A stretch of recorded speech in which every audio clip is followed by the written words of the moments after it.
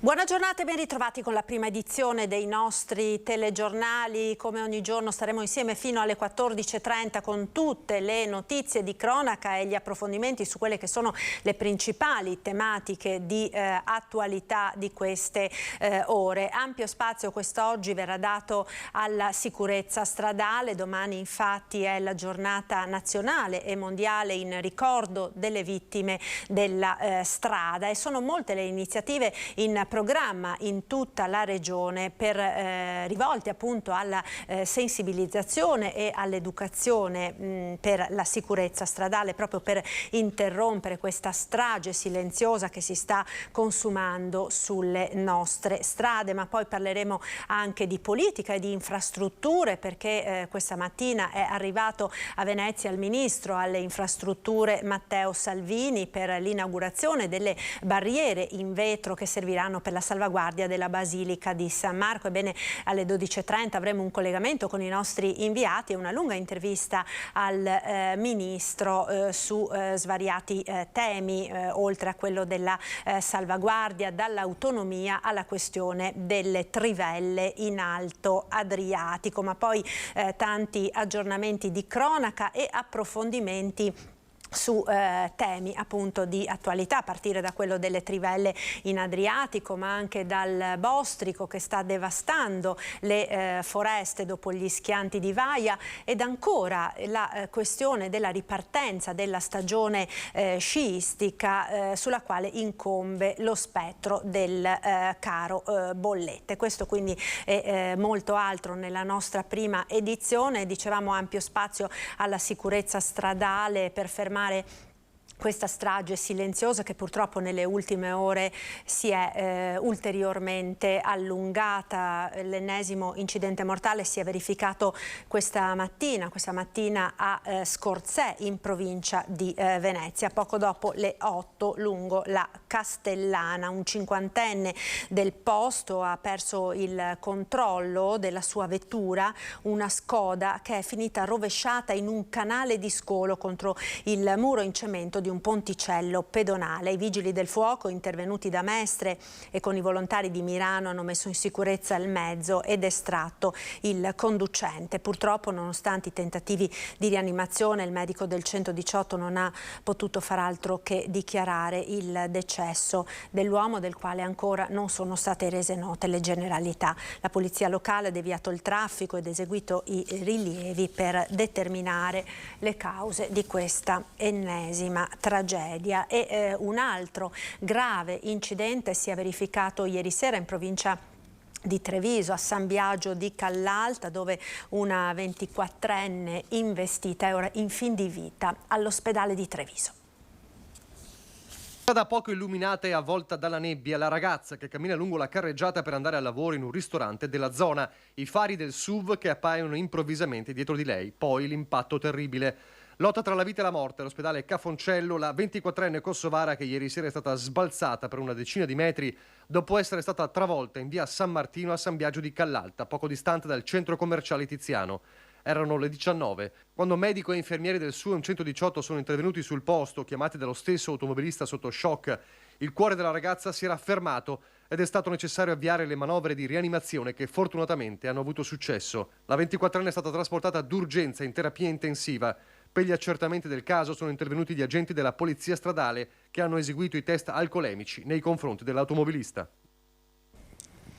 E nonostante il numero impressionante di tragedie della strada, purtroppo sulle strade si continua a correre. Come in via Lovara a Resana, siamo in provincia di Treviso, in questo tratto che ora vedrete hanno perso la vita in passato 2 giovanissimi. Domani sera, cioè questa sera, a Castelfranco si terrà una fiaccolata per tutte le vittime della strada, in vista appunto della giornata mondiale che si celebrerà domani. Vediamo il servizio.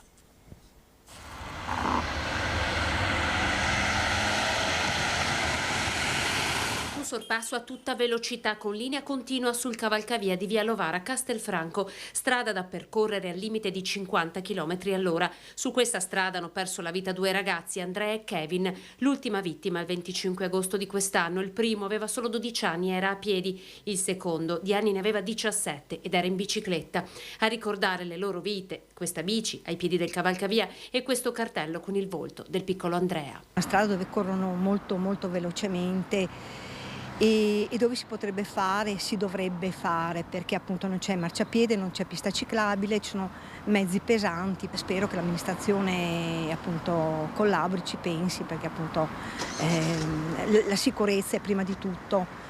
Prima delle piazze, delle cose belle. Questa mattina Paola Conte, mamma di Andrea, è anima dell'associazione Non Correre, Accorri, era davanti al municipio di Resana per scattare delle fotografie all'installazione fortemente voluta dall'amministrazione comunale. L'immagine è quella di un incidente stradale, l'auto che travolge uno scooter. In bella vista, è sul ciglio della strada. Questa scena anche deve essere accompagnata, come abbiamo visto, da messaggi, perché la scena in sé, cioè la vediamo tutti i giorni, la vediamo anche nei video, eccetera, deve essere accompagnata da una riflessione per dire poteva essere evitata. Cioè le nostre scelte fanno una differenza. I ragazzi devono capire questo, che per una stupidaggine veramente possiamo rovinare la vita agli altri e la nostra. Domani alle 18 la fiaccolata per ricordare tutte le vittime della strada come Kevin e Andrea. Il fiume di luci partirà dal Palazzetto dello Sport di Castelfranco. Sono attesi sindaci, associazioni e famiglie, una forza dirompente. Lanceranno un messaggio per la sicurezza stradale, per cercare di stare attenti, di dare precedenza alla vita. Domani dunque la giornata mondiale in ricordo delle vittime della strada, molte le iniziative che sono in programma in tutta la regione in questo fine settimana per sensibilizzare l'opinione pubblica sul tema della sicurezza stradale in una regione che ha pagato un pesantissimo tributo di vite umane quest'anno. Pensate, nella sola provincia di Treviso hanno perso la vita 56 persone e sono 65 i trevigiani morti in altrettanti incidenti. E proprio dalla provincia di Treviso, da Spresiano, ci colleghiamo con la collega Daniela Sizzia in compagnia del comandante della Polizia Stradale di Treviso, Simone Morello. Buongiorno ai telespettatori. Comandante, ci troviamo proprio di fronte ad una delle strade che è considerata più pericolosa, la Pontebana. Sì, la Pontebana da un'analisi dell'ACI è risultata tra le strade più pericolose per quanto riguarda la mobilità dei ciclomotori, delle biciclette e dei motocicli. Per quanto attiene l'incidentalità nella nostra provincia abbiamo avuto, come è stato illustrato anche dal Presidente, una recrudescenza del fenomeno infortunistico. Siamo tornati nel 2021 maglia nera delle città del Veneto con i 63 deceduti nel 2021 e ben 13 pedoni investiti, che è più del doppio rispetto alla media delle altre province del Veneto, dopo essere stati comunque nel 2020, anche se non è un anno utile ai fini dell'analisi del fenomeno, l'unica provincia del Veneto ad aver raggiunto l'obiettivo dell'Unione Europea del dimezzamento delle vittime della strada rispetto al decennio 2010-2020. Siamo infatti passati dalle 82 vittime del 2010 alle 40 del 2020.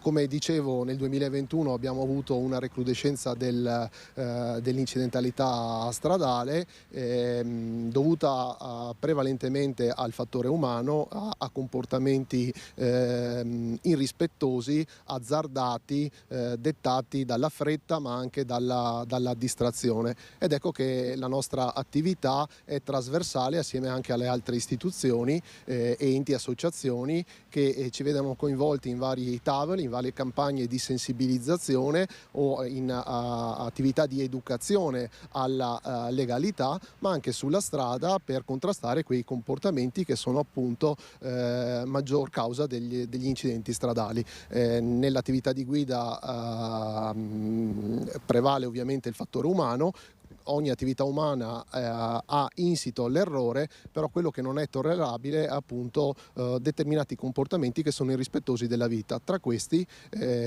l'uso del telefonino, quindi maggior causa della distrazione. Per dare qualche dato possiamo dire che rispetto al triennio precedente ante Covid, quindi 2017, 2018, 2019, abbiamo un incremento del 70% delle sanzioni per l'utilizzo del telefonino durante la guida, che sono passate da 2.300 nel triennio alle 3.900 ed ancora un aumento importante anche del mancato utilizzo della cintura di sicurezza dell'80%, che appunto ha visto un passaggio da 4.300 sanzioni alle 7.700. Un po' tutti i comportamenti maggiormente irresponsabili sono purtroppo in aumento nella nostra provincia. Basti pensare anche alla velocità, che anche essa è aumentata del 60%. Dicevo. Ecco, comandante, infatti lei faceva l'esempio di un automobilista che sfrecciava in A27 a quanto? A 218 km all'ora, quindi è di pochi giorni fa in A27 all'altezza del chilometro 16 dell'autostrada in carreggiata sud. Nel primo pomeriggio un automobilista appunto sfrecciava a 218 km all'ora, ed ecco che anche qui la velocità che aumenta gli effetti degli incidenti stradali. Sebbene tutti sappiamo quali siano i limiti e che vanno rispettati, quello che notiamo è la mancanza di consapevolezza, la consapevolezza del rischio che si corre, la non corretta percezione del rischio. Ritorno sul tema della distrazione. A 50 km all'ora in 2 secondi un veicolo percorre 30 metri, in autostrada a 130 km all'ora in 3 secondi un veicolo percorre 100 metri, completamente alla cieca, perché chiaramente se uno si distrae perde di vista quello che è il contesto appunto che lo circonda. Ecco, comandante, l'importanza di queste iniziative.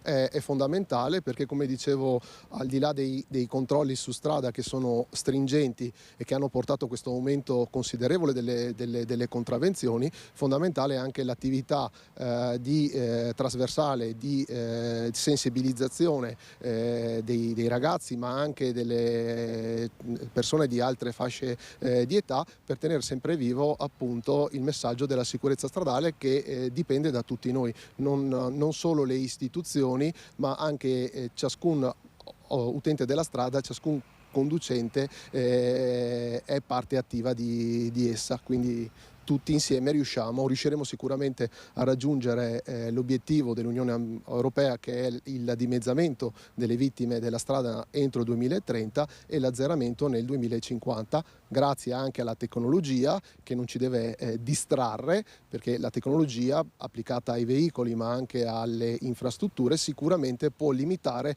quell'errore umano che è insito nell'attività umana. Il comportamento va corretto con queste iniziative e con queste occasioni di incontro. Grazie davvero, grazie. Se non ci sono domande la restituisco la linea allo studio.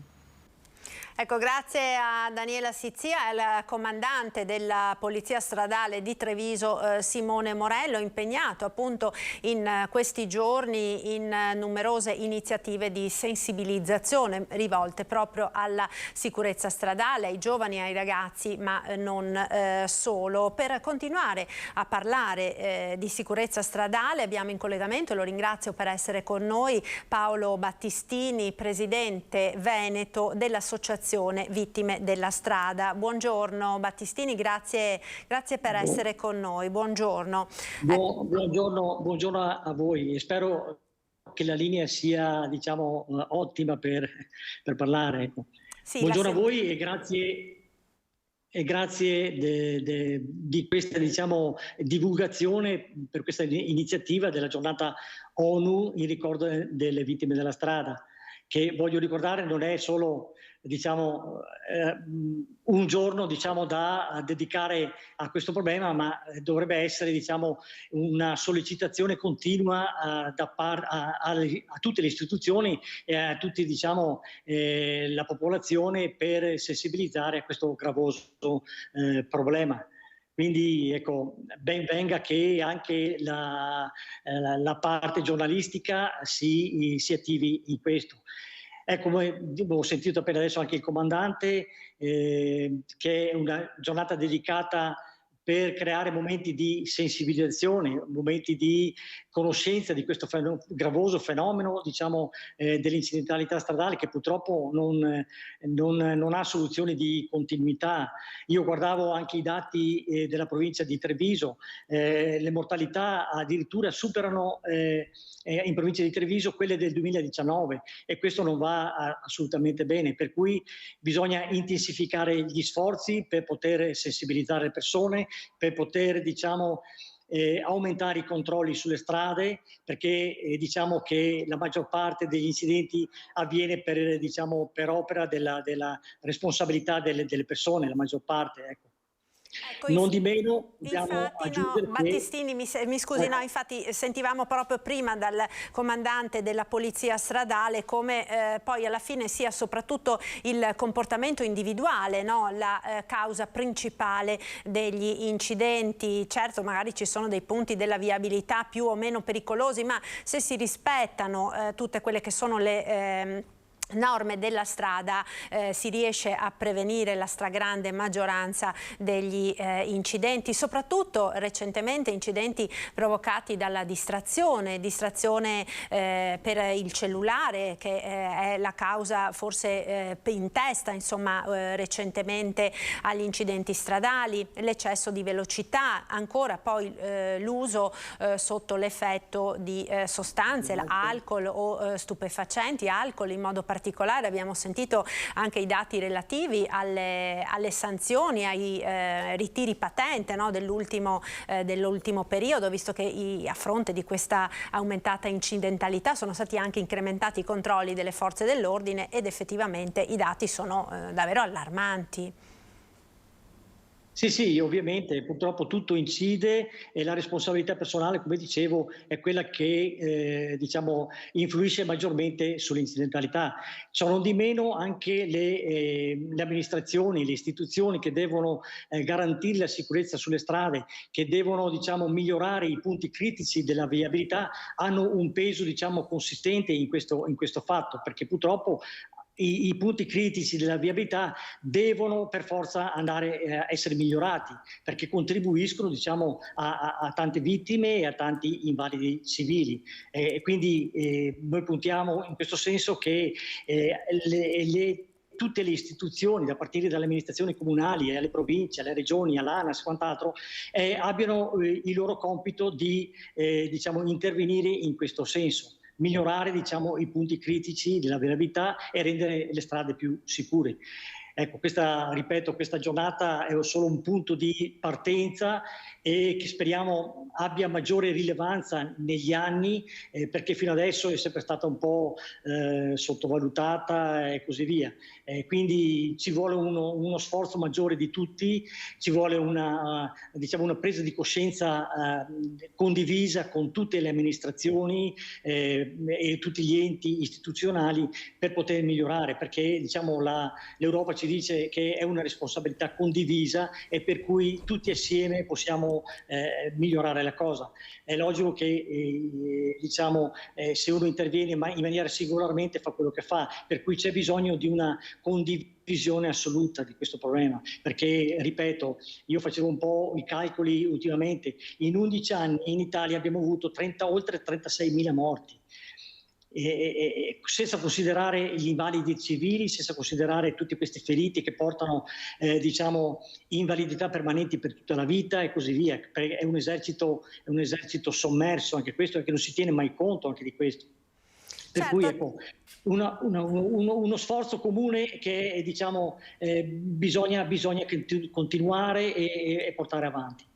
Certo, giustamente lei sottolinea, perché non ci sono solo le persone che perdono la vita, ma ci sono anche coloro che vedono la propria vita completamente stravolta a causa di un incidente stradale per un'invalidità grave. A questo proposito vorrei che sentissimo insieme l'intervista che abbiamo realizzato a Daniele Furlan, rimasto purtroppo tetraplegico in seguito ad un incidente stradale. Lui ora ha fondato un'associazione che si chiama Il Melograno e che si occupa appunto di sostenere le persone con gravi disabilità conseguenti appunto anche agli incidenti. Furlan lancia anche un appello ben preciso. Sentiamo. Io sono stato tamponato mentre ero fermo in coda, sono stato tamponato da un autoarticolato e quindi questo significa che quando si è alla guida bisogna fare attenzione non solo a se stessi ma anche agli altri, quindi bisogna avere sempre gli occhi puntati sulla strada, non solo per controllare se stessi ma anche per gli altri. Ecco, l'appello per non i giovani, perché sono tutti, perché c'è la distrazione ma c'è anche l'uso di alcol, l'uso di sostanze, un appello all'automobilista, perché lei dice la vita viene rovinata a chi subisce l'incidente ma anche a chi lo provoca. Sì, la vita viene rovinata quando succede un incidente stradale con degli esiti mortali o con delle lesioni gravissime come è nel mio caso, la vita viene rovinata a tutta una serie di persone. Io credo che fra queste, a parte diciamo, chi ne subisce le conseguenze, che è evidente, però io credo, in un certo senso voglio anche sperare, non che venga rovinata, ma che rimanga impressa nella mente di chi lo ha provocato. E voglio anche immaginare che se c'è un minimo di umanità nelle persone, che la persona che lo ha provocato, questo incidente, abbia, non dico un rimorso, ma un rimpianto che porti con sé con tutta la vita e che riesca questo rimpianto anche a tramutarlo in qualcosa di positivo, trasferendo agli altri quelli che sono i suoi sentimenti. Lei ha più ripensato a quel giorno, al giorno dell'incidente? Ho ripensato 1000 volte a quel giorno. Ho pensato che mi sono trovato nel posto giusto, nel posto sbagliato, al momento sbagliato, scusa.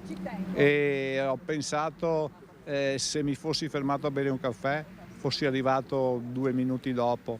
Ho pensato che ci sono mille piccoli aspetti che compongono un incidente e se non ci fossi stato io sarebbe toccato a un altro comunque, quindi probabilmente l'esito poteva anche essere mortale, che ne so, quindi credo che in un certo senso il destino sia questo, però in ogni caso non bisogna dimenticare che il destino è stato forzato da uno sbaglio, da una persona che ha commesso uno sbaglio veramente grande, perché quando ci ha tamponato, perché non ha tamponato solo me, ha tamponato anche altri 15 mezzi e c'è stato anche un morto nell'incidente, non ha fatto neanche accenno a una frenata. Un appello che io lancio è che mettersi alla guida di un'auto se non si è nelle giuste condizioni è come impugnare un'arma. È come impugnare un'arma e sparare all'impazzata. Può andare bene e non colpire nessuno, ma si può anche provocare una strage. Ecco, allora questa abbiamo sentito l'intervista realizzata dalla nostra Daniela Sizzia a Daniele Furlan. Battistini, non mettersi alla guida in condizioni adeguate è davvero come avere un'arma carica, senza sicura in mano. Sì, beh, indubbiamente sì, mi sentite? Sì. Sì, Mi sentite? Sì, sì, la sentiamo. Sì. Ecco, indubbiamente sì, come diceva quel ragazzo che purtroppo, come ho detto, in Italia ce ne sono dai 17 ai 18 mila persone che rimangono invalidi permanente, perché non ci sono solo le morti, ma ci sono anche queste persone. È come, diciamo, avere un'arma puntata allo sbaraglio che può colpire chiunque. Vede, io ho appena finito un incontro qua con dei soggetti messi alla prova che sono, diciamo, che hanno fatto degli incidenti o che sono stati sottoposti all'alcol test. E quindi queste sono parole che ripeto sempre e sempre continuamente, perché diciamo, le nostre diciamo, comportamenti possono mettere a rischio sia la vita degli altri che anche la propria. E per cui, diciamo, sono cose da tenere in seria considerazione, perché purtroppo noi andiamo con i nostri comportamenti a limitare la libertà degli altri, e questo non va assolutamente bene. Ecco, questo bisogna tenere a mente, e per cui, ecco, bisogna creare maggiore consapevolezza, maggiore responsabilità in tutti gli utenti della strada.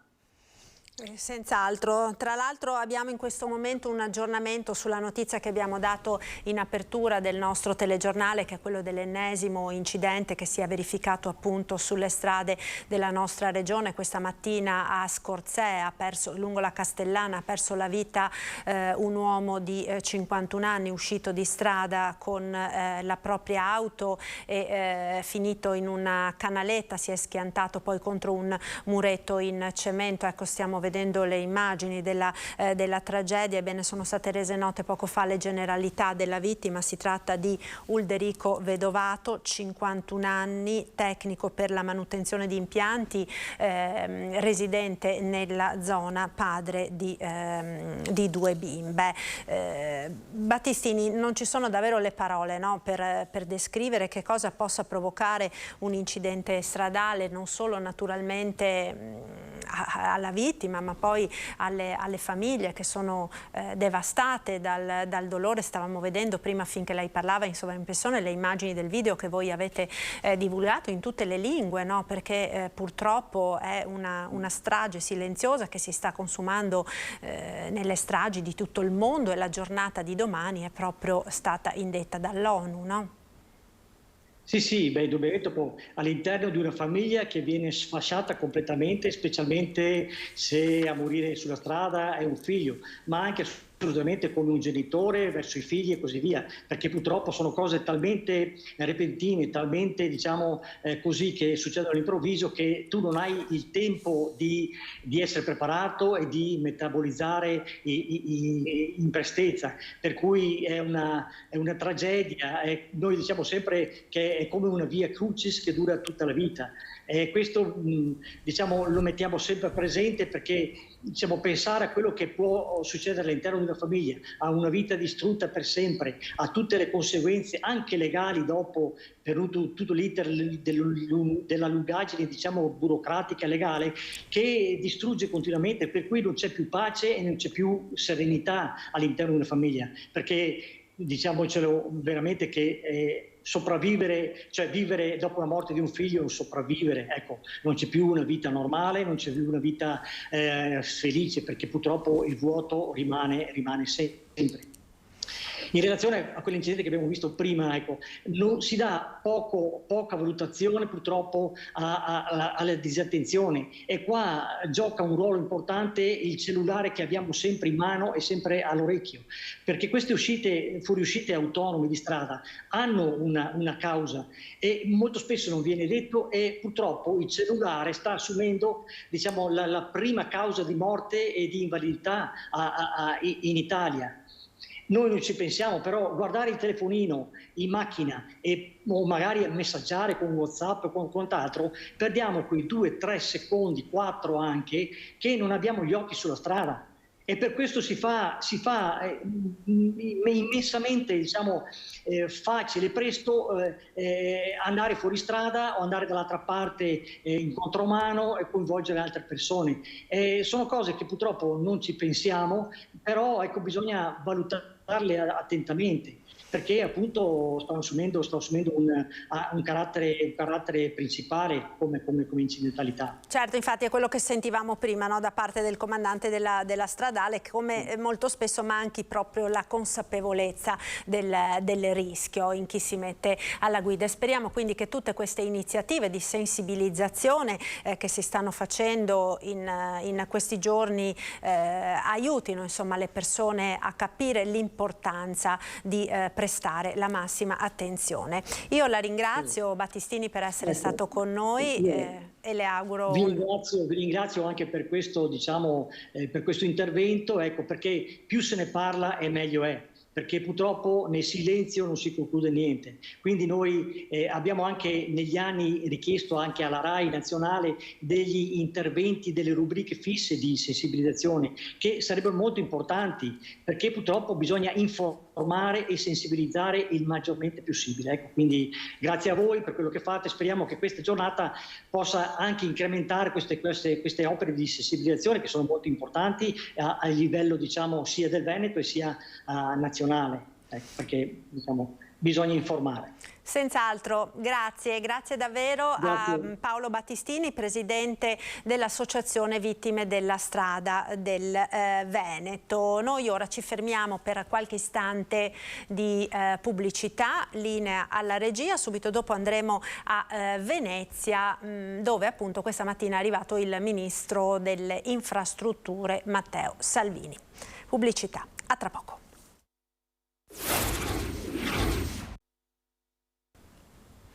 Eccoci nuovamente in diretta, prima edizione dei nostri telegiornali. Andiamo ora a Venezia, dove questa mattina è arrivato il ministro alle infrastrutture, vice premier e segretario della Lega Matteo Salvini, in visita per l'inaugurazione delle barriere di vetro che serviranno per salvaguardare la Basilica di San Marco dall'acqua alta. Ci colleghiamo quindi con il nostro Filippo Fois e Paola Barbato. Buongiorno Filippo, a te.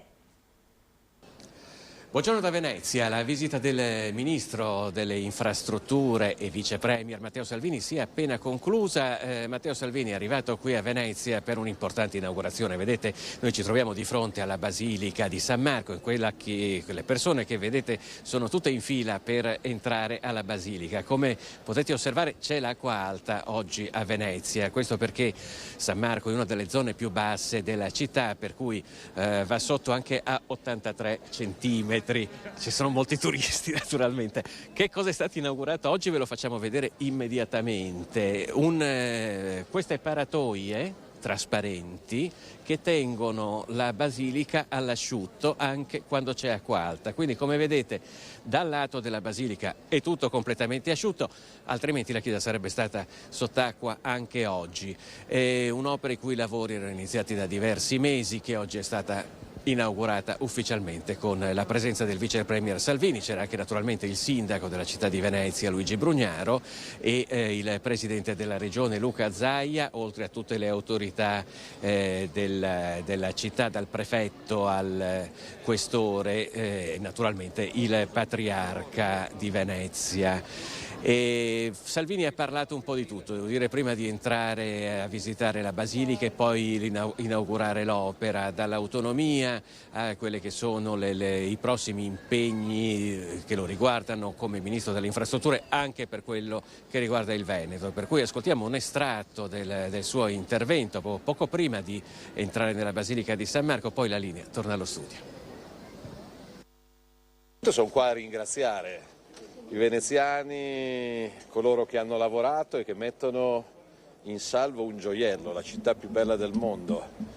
Vedere questa chiesa oggi, vedere la basilica all'asciutto, salvata da queste mini barriere, in prospettiva l'intera città salvata dalle maxi barriere, è un'emozione, è un orgoglio, quindi da Ministro ci tenevo a venire qua a ringraziare, che ha portato pazienza per tanti anni. Stiamo lavorando perché anche nei prossimi anni ci sia la manutenzione e la gestione. Sono soldi ben spesi, perché ogni volta che Venezia va sott'acqua è un disastro ambientale, naturale, sociale ed economico. E quindi entro poche settimane, come ho dimostrato su altri fronti anche in Veneto, ho incontrato Zaia, ho incontrato la De Verti, ho sentito i sindaci di Treviso, di Vicenza, di Venezia, stiamo sbloccando la A13, stiamo lavorando sulla A22, sulla terza corsia della A4, quindi ci sarà la gestione del Mose anche per i prossimi anni. Qui vuol dire che arriverà la nomina del Presidente? Assolutamente, ho la scrivania ricca di carte. Diciamo che entro la fine dell'anno conto di avere la squadra al completo. Ho trovato più di 100 opere commissariate, cantieri fermi, dighe, ponti, 1000 ponti sotto controllo, strade in arretrato, rischiamo di perdere fra i 4 e i 5 miliardi di euro di finanziamenti per mancata capacità di spesa, quindi sono al Ministero da 25-26 giorni, mi sembra di esserci da 2 anni, però è entusiasmante come sfida perché ogni cantiere sbloccato significa lavoro. Quindi entro la fine dell'anno conto che tutte le nomine verranno fatte da nord a sud, bisogna nominare il provveditorato in Sicilia, bisogna...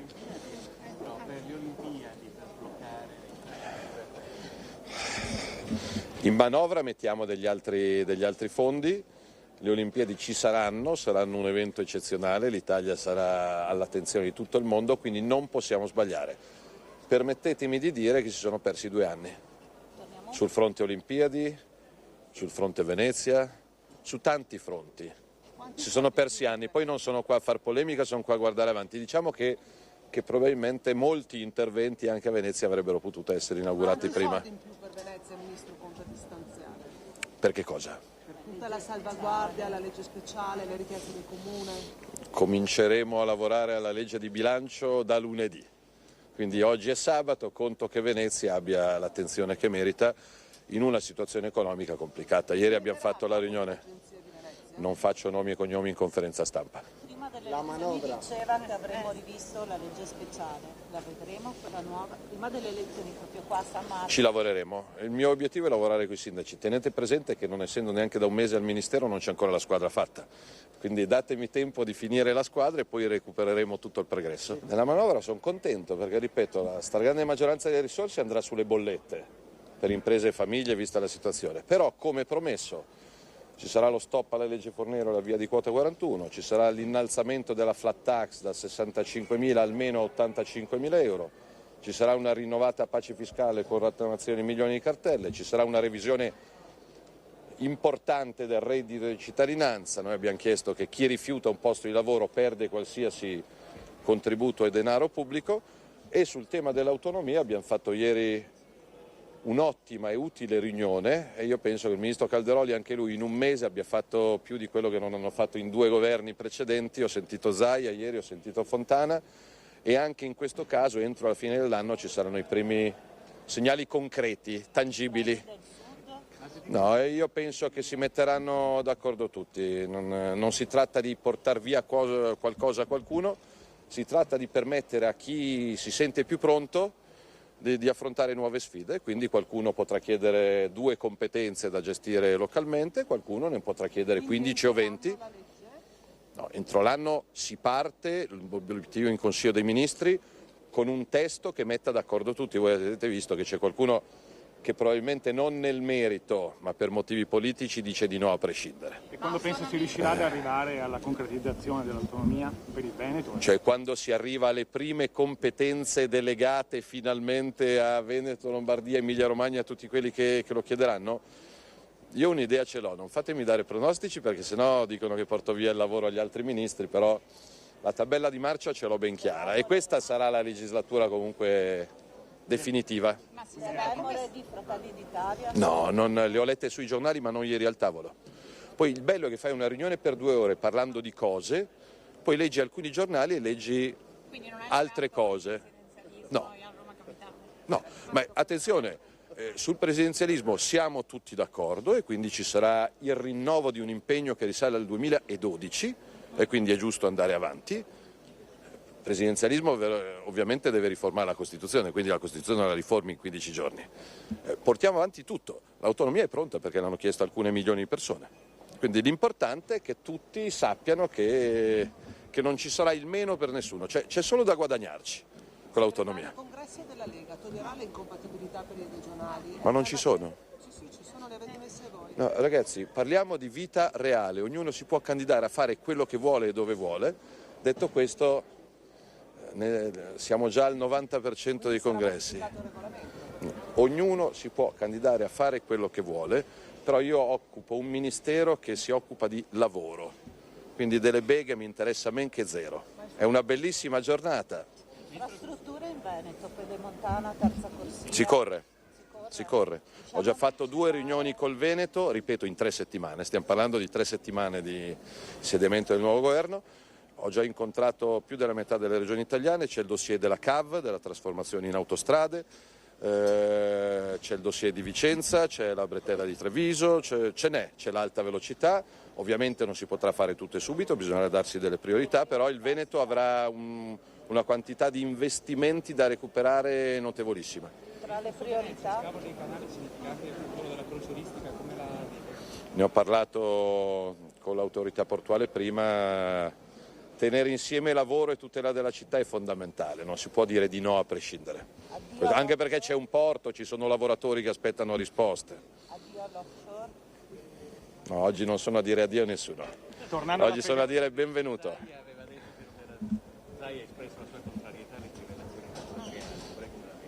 Anche qua bisogna tutelare l'esigenza degli italiani di riscaldarsi, di lavorare, di viaggiare e la tutela dell'ambiente, quindi alcune situazioni particolarmente delicate andranno valutate con estrema attenzione. Mi ricordo la visita al Delta del Po, l'incontro con i pescatori, quindi l'ascolto di quei lavoratori sarà prioritario e fondamentale. Poi l'Adriatico è grande comunque. Tornando un attimo alla Pedemontana, c'è un esborso ulteriore per i mancati pedaggi, sembra, insomma, questo peserà sulle tasche dei veneti? No, vedremo di farci carico come Stato di finire quello che è in corso. Ecco, questo quindi un lungo estratto delle parole del Ministro alle Infrastrutture Salvini. Si è parlato appunto anche, avete sentito, della manovra finanziaria e della possibile rottamazione delle cartelle fino a 1.000 euro. Ma proprio su questo tema c'è un allarme che arriva proprio dalla stessa sottosegretaria al Ministero dell'Economia e delle Finanze, Sandra Savino di Forza Italia. Sentiamo le sue parole in diretta ieri sera a Ring. Ho sentito che c'è una proposta di rottamazione delle cartelle sotto i 1.000 euro. Sì. Ecco che io che ho così passione un po' degli enti locali rispetto alla presa di posizione di ANCI, mi auguro che si faccia una manovra un po' correttiva, perché queste cartelle sono tanta parte tributi comunali, no? Quindi verrebbero... Quindi lei crede che non sia il caso di rottamare? Perché questa cosa ritorna, noi ne abbiamo parlato anche ieri sera, nel momento in cui tu chiedi, no, a qualcuno che ha un'esposizione di pagare queste cartelle da 1.000 euro, per lo Stato è più oneroso cercare di recuperarle che dire vabbè, sapete che c'è, non le pagate più, no? L'idea sarebbe stralciare quelle e dimezzare quelle fino a 3.000 euro, mi è sembrato di capire. Sì, però naturalmente quelle sotto i 1.000 corrispondono massima a tributi comunali, no? E quindi ricadrebbe sui comuni. Facciamo la rottamazione di cartelle sotto i 1.000 euro, vuol dire che sono minori entrate per i comuni. Magari la Tari che qualcuno non ha pagato.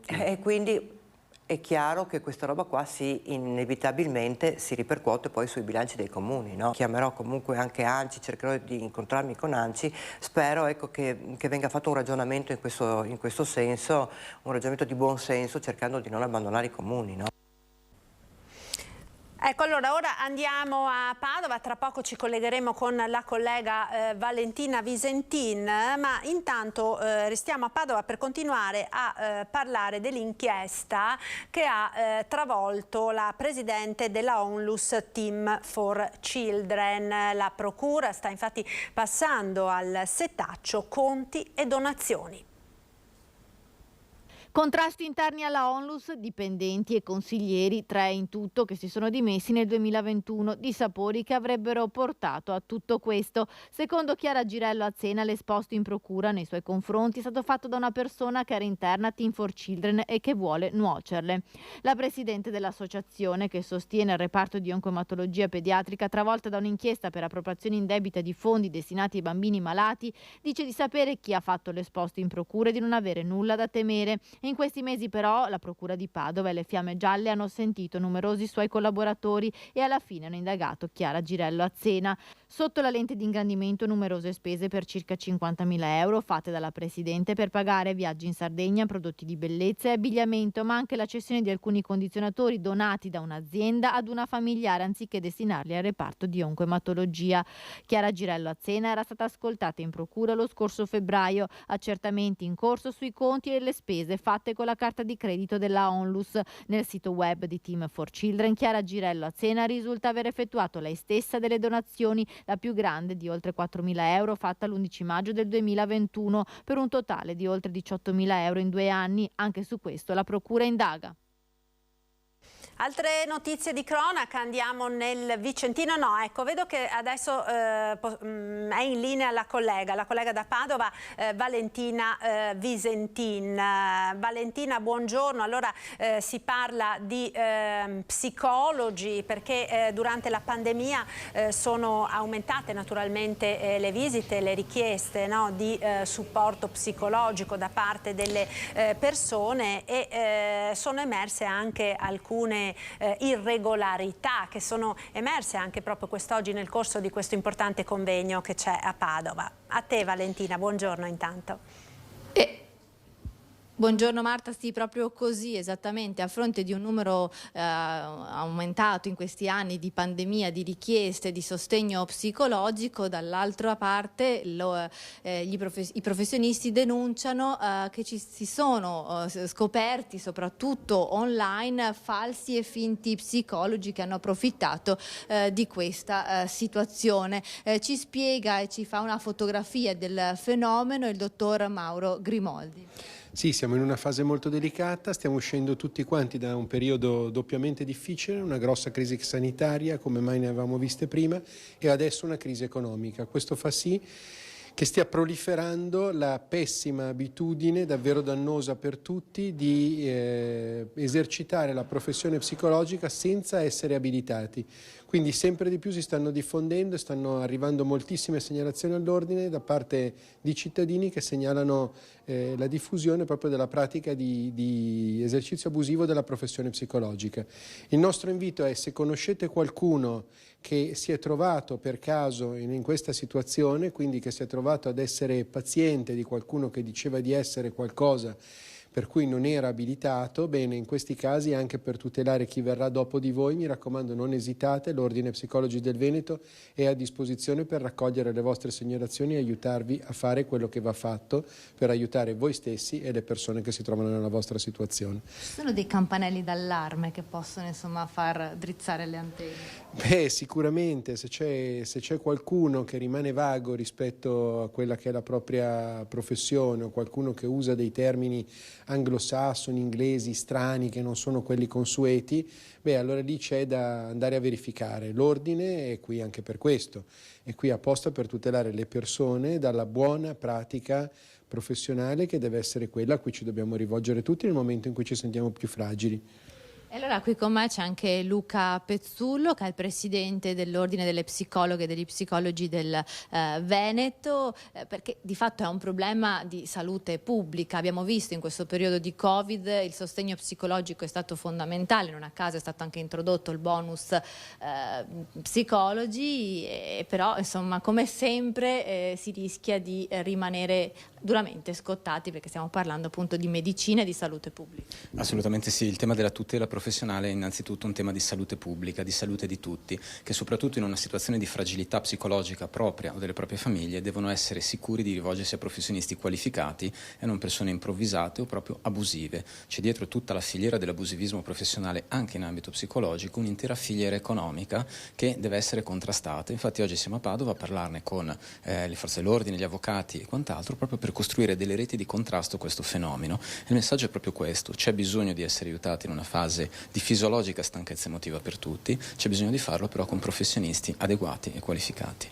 Anche perché a rivolgersi a voi in questo periodo di uscita dalla pandemia ci sono anche molti giovani, che di fatto è una delle categorie, delle fasce d'età più duramente colpite dalla mancanza di socialità che si è registrata durante la pandemia e che ha provocato, la cronaca ahimè a noi ce lo racconta sempre più spesso, molte situazioni allarmanti. Assolutamente sì, la fascia giovanile è una fascia da tutelare assolutamente con grande attenzione. Lo vediamo anche dai dati del bonus psicologo. Il bonus psicologo ha ricevuto 320.000 richieste circa, di cui riusciremo a rispondere per scarsità di fondi a meno del 12%. Oltre la metà sono di giovani sotto i 35 anni o giovani appunto che stanno iniziando la loro età adulta. Allora proprio per loro è necessario dare tutti i supporti possibili, che siano supporti qualificati e verificabili. In ogni caso, quando c'è un dubbio sulle persone che ci stanno assistendo i nostri cari, sul sito dell'ordine c'è l'elenco degli psicologi abilitati e bisogna controllare sempre il nome se è presente in questo albo.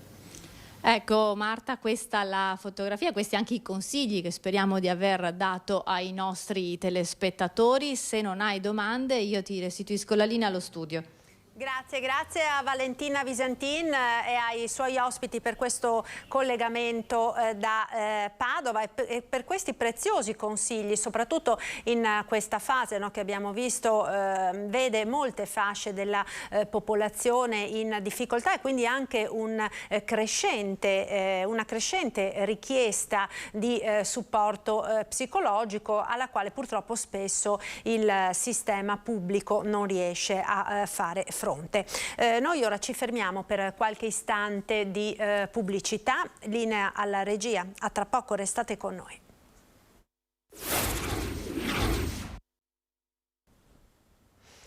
Eccoci nuovamente in studio, in diretta con la prima edizione dei nostri telegiornali. Torniamo ora a parlare di estrazioni di gas in Alto Adriatico. Abbiamo peraltro sentito poco fa le parole sul tema del Ministro alle Infrastrutture Matteo Salvini, che questa mattina appunto si trova a Venezia per l'inaugurazione delle opere di salvaguardia della Basilica di San Marco. Allora saluto intanto il nostro primo ospite, Moreno Gasparini, presidente del Parco del Delta del Po e sindaco di Loreo. Buongiorno.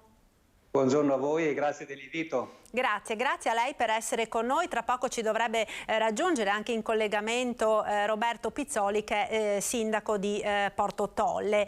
Moreno Gasparini, allora facciamo un po' il punto della situazione, perché da un paio di settimane insomma è tornato di grandissima attualità questo tema, dopo che il governo ha fatto sapere di voler ripartire con le estrazioni di gas proprio per fronteggiare questa crisi energetica che stiamo vivendo anche nelle zone dell'Alto Adriatico e c'è stata una vera e propria levata di scudi dai territori, in particolare appunto dal Polesine, anche per diciamo la poca chiarezza in quanto è stato espresso, no? Si è parlato, magari poi lei ci spiegherà meglio, del 45esimo parallelo di miglia dalla costa e chiaramente questo sta impensierendo non poco, no? Sia le comunità locali, sia i sindaci, sia anche appunto il Parco del Delta che lei rappresenta.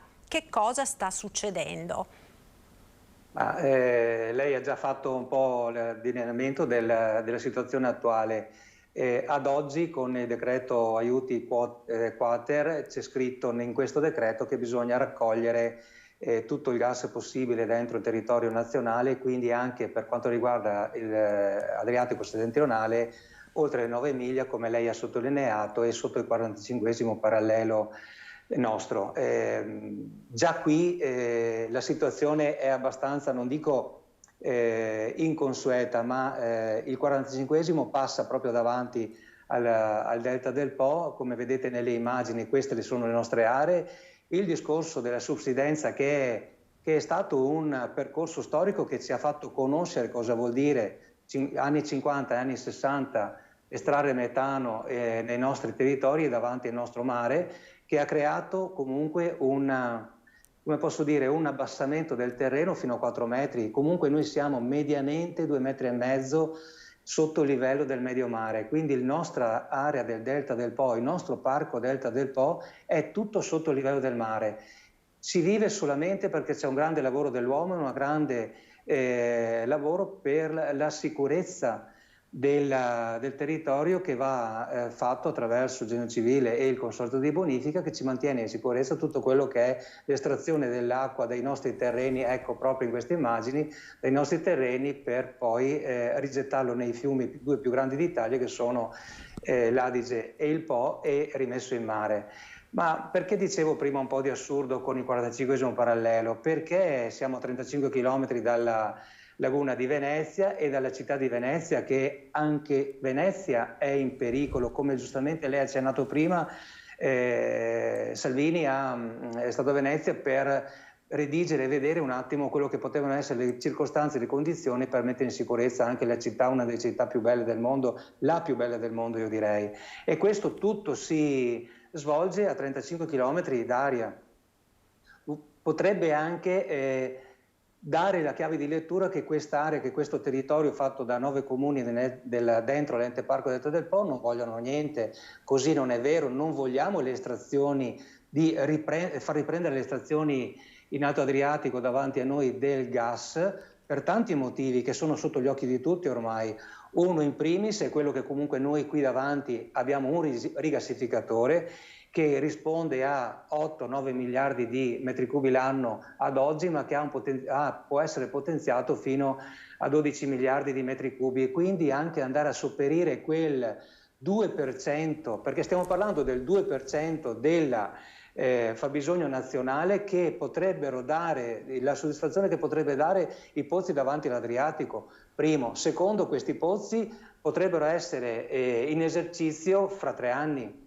Quindi io dico, ma perché l'Italia la nostra politica si deve ostinare a cercare il gas sotto i nostri piedi e far abbassare il suolo e mettere in pericolo un territorio ampio come il Delta del Po, dove in quest'area qua noi stiamo lavorando dal 2015 in poi, con il riconoscimento del MAB UNESCO come riserva di biosfera, stiamo lavorando per creare una filiera corta sotto il punto di vista di prodotti di eccellenza dell'agricoltura e prodotti di eccellenza della pesca, perché qui è un'area dove il nostro territorio lavora, vive e ha reddito, altrimenti cosa facciamo? Se il terreno si sprofonda ancora, prenderemo e faremo come gli anni 70, che andremo tutti, gli anni 60 e 70, che andremo tutti altrove per trovare lavoro e vivere.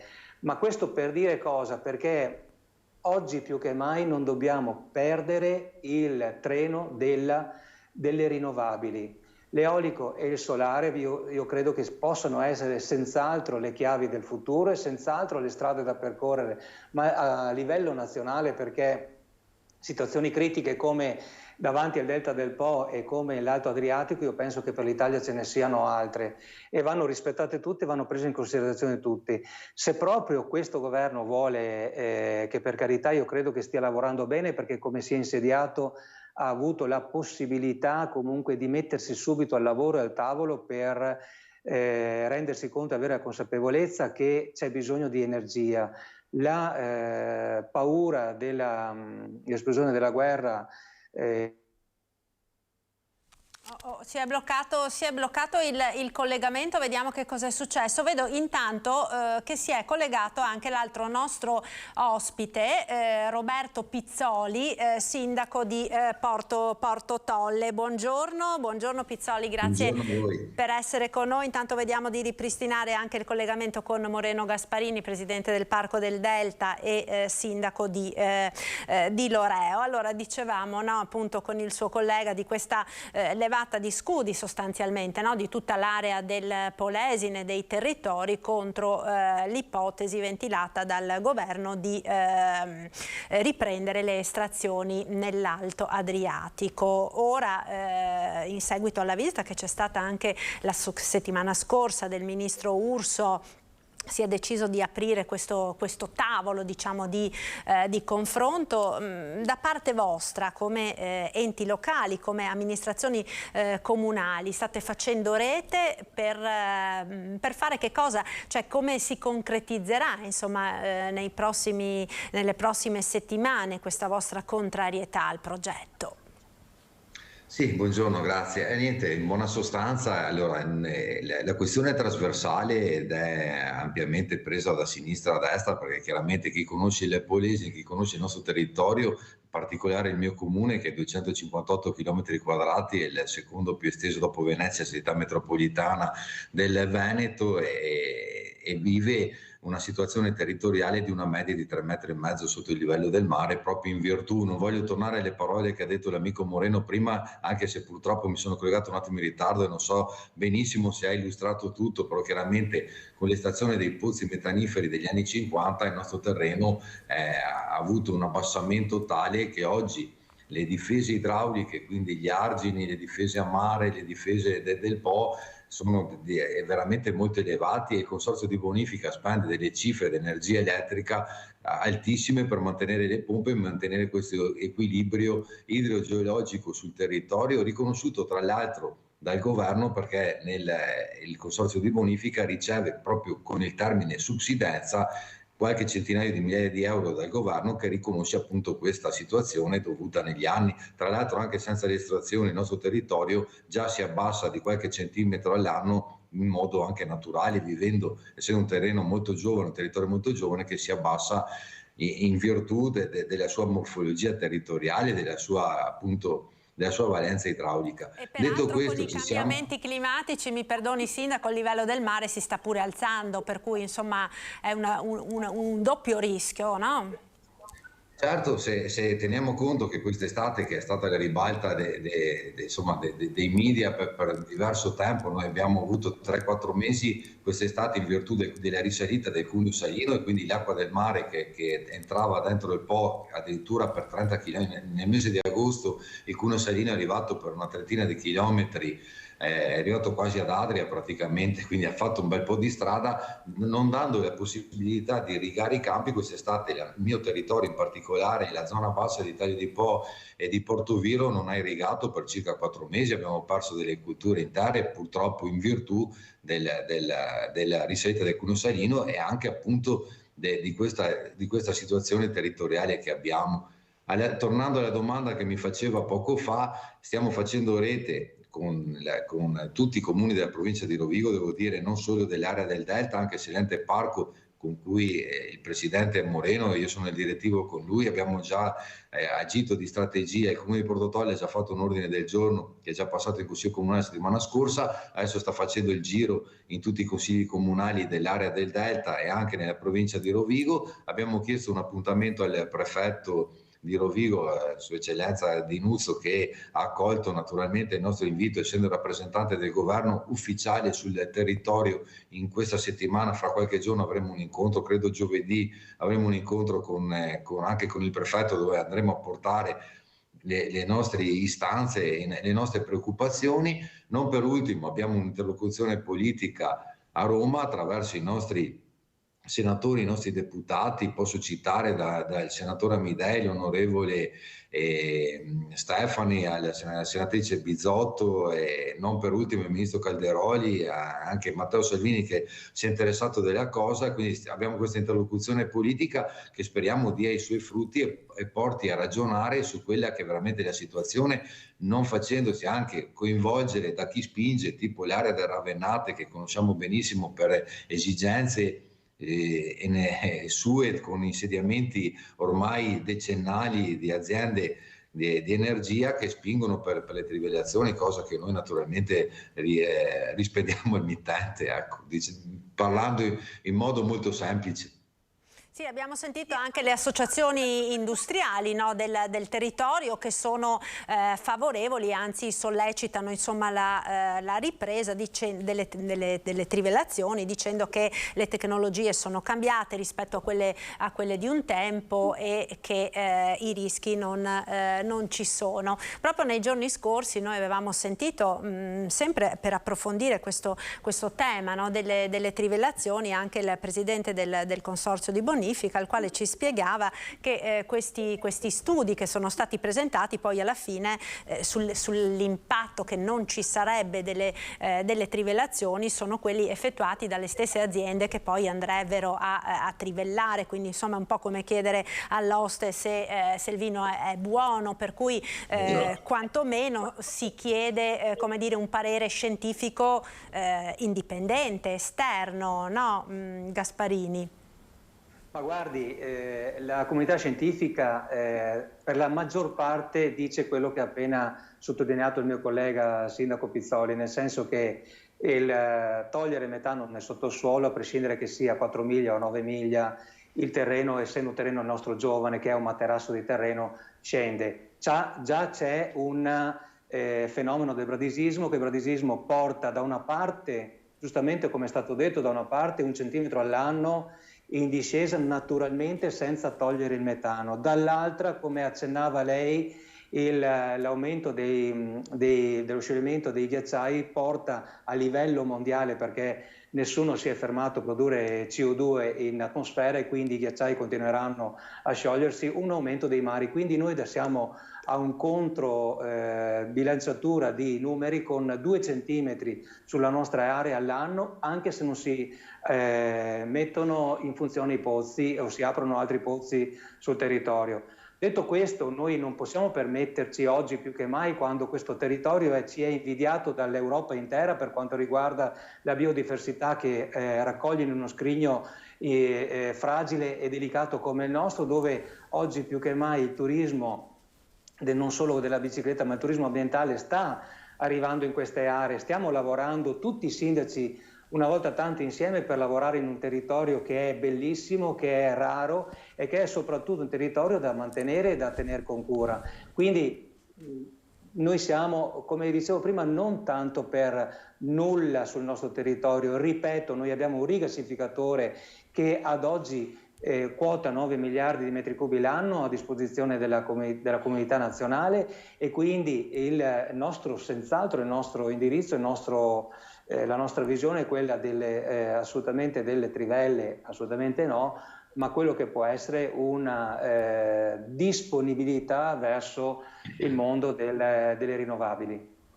Ecco, lei ha toccato un altro tema che mi preme sottolineare, che è quello del turismo, no? Dell'attrattiva turistica ora di tutta l'area del parco del Delta, un'area che per tanti anni è rimasta diciamo poco conosciuta, permettetemi il termine, insomma un po' abbandonata anche dal grande turismo, e che invece ultimamente sta scoprendo insomma uno sprint davvero importante. Forse anche la pandemia, tra tutte le cose brutte che ha portato però anche tante persone a riscoprire magari quei ruoli lontani dai circuiti del turismo di massa, in mezzo alla natura, anche vicino casa. Quindi ha portato a una riscoperta delle bellezze meravigliose di quest'area del Delta, anche da parte dei veneti, quindi non solo da parte dei turisti che arrivano da fuori regione o addirittura dall'estero, ma anche da parte di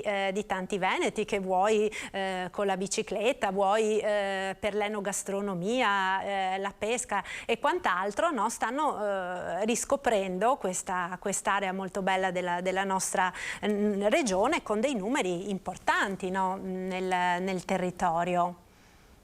Assolutamente sì, perché vorrei anche aggiungere che proprio il Ministero della Cultura ci ha destinato delle risorse economiche che dovremo spendere attraverso le linee di finanziamento del PNRR, in cui proprio dovremmo lavorare sulla migliore attrattività turistica. Quindi c'è un territorio ampio che sta andando in una direzione che è quella del turismo sostenibile, dall'altra abbiamo un ministero che non più tardi del 2021 ci ha destinato delle risorse attraverso il PNR del plafond di 208 miliardi della Comunità Europea e che quota circa 25 milioni che noi dovremmo spendere bene per aumentare l'attrattività turistica a tutti i livelli, soprattutto quello ambientale. Quindi abbiamo già una strada segnata, abbiamo un percorso da fare, abbiamo un miglioramento del territorio dove tutti ci stanno dicendo che dobbiamo fare questo. Quindi mettersi a mettere da parte le eccellenze dei prodotti della pesca e dell'agricoltura per poi non fare turismo significa per noi abbandonare tutto quello che è stato un impegno, un percorso a 4 mani su tutti i fronti da parte di tutti gli enti, perché adesso ci sono i comuni che si stanno coordinando, c'è l'ente parco, c'è la provincia di Rovigo, ci sono tante forme di parti pubbliche che stanno credendo che questo territorio abbia le condizioni, le potenzialità e soprattutto la propensione turistica di cui anche lei ha sottolineato.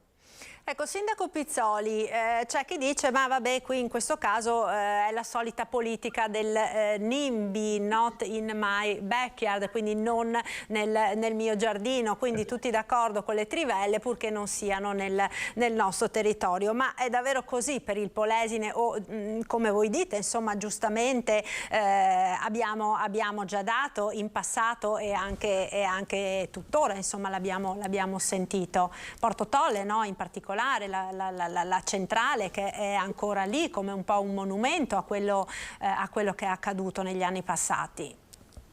Ha fatto una serie di considerazioni perfette partendo dal turismo di prossimità che diceva prima, quindi del numero di turisti che si sta impennando sul nostro territorio e gratifica moltissimo, arrivando proprio alla questione energetica.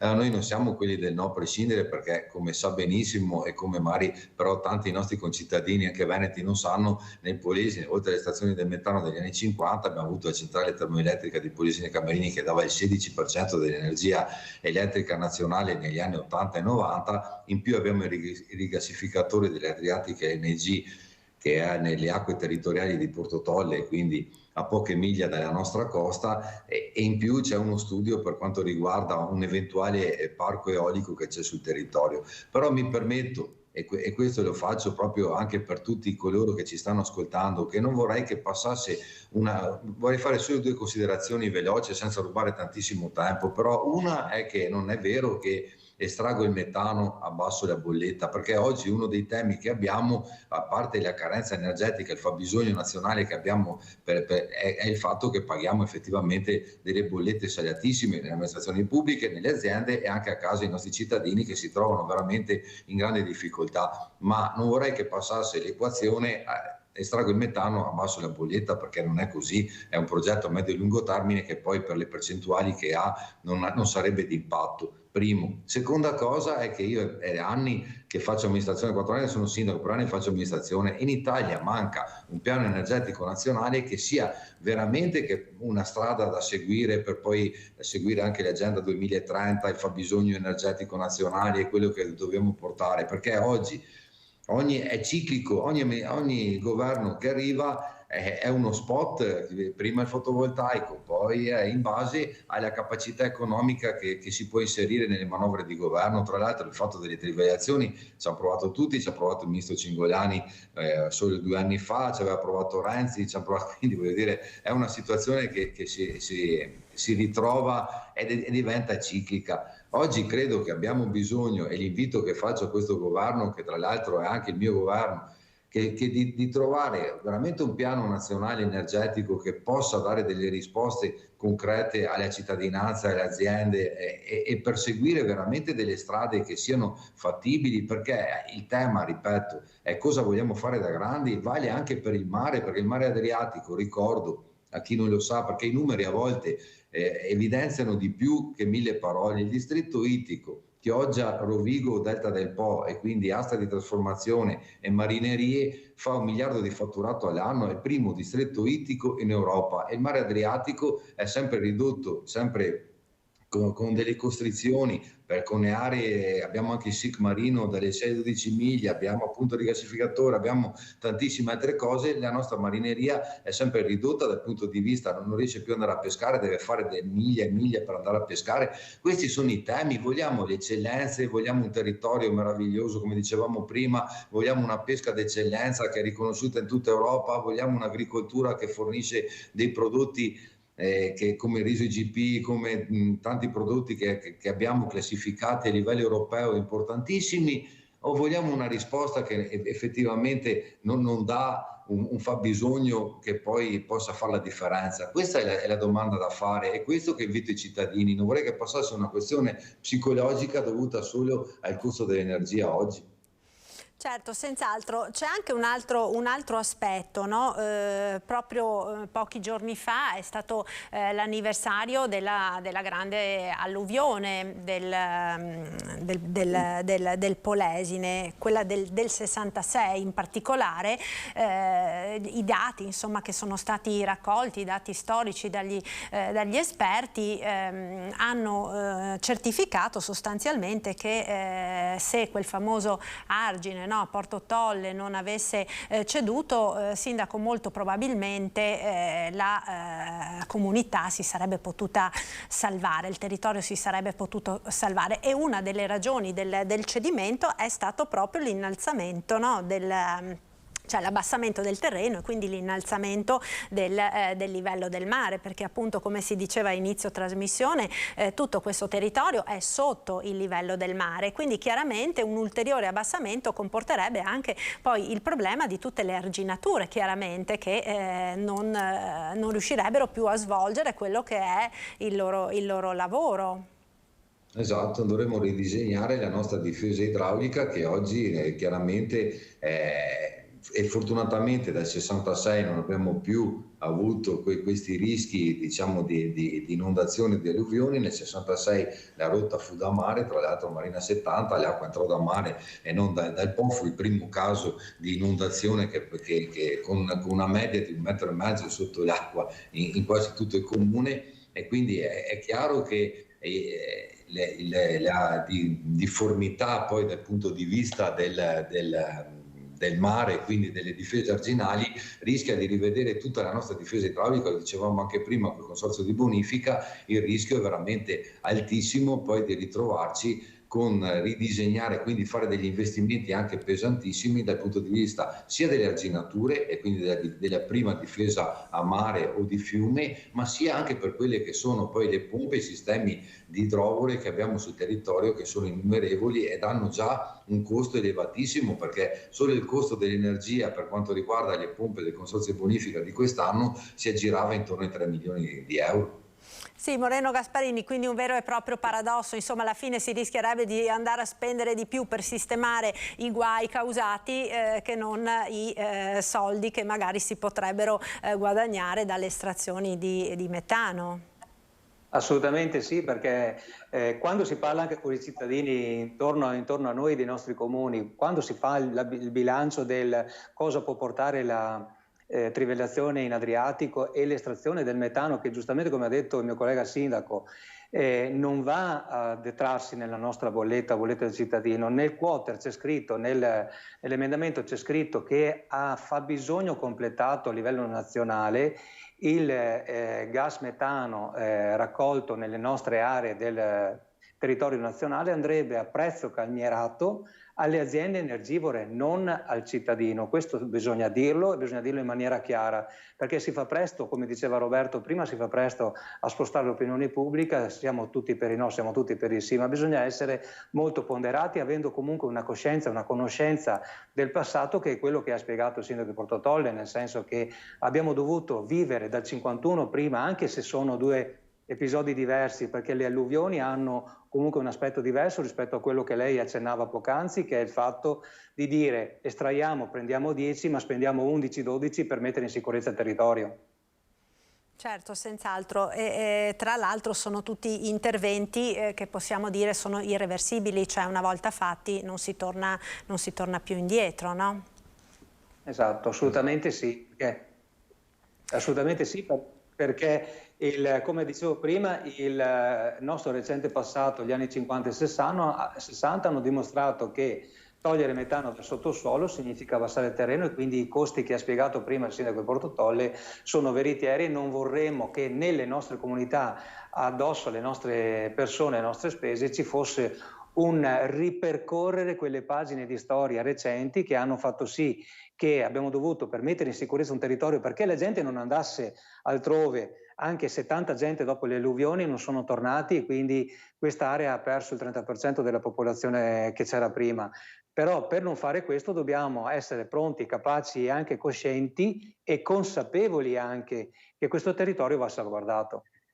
Certo, io vi ringrazio per essere stati con noi. Naturalmente torneremo a parlare di questo problema, visto che insomma sicuramente non verrà risolto nel giro di pochi giorni, lo speriamo tutti naturalmente, ma si preannuncia insomma una battaglia dura, dico tra virgolette, quella dei comuni del Polesine, del territorio del Polesine. Grazie allora a Moreno Gasparini, presidente del Parco del Delta del Po e sindaco del Comune di Loreo, e grazie a Roberto Pizzoli, sindaco di Portotolle. Buona giornata, buon lavoro, grazie.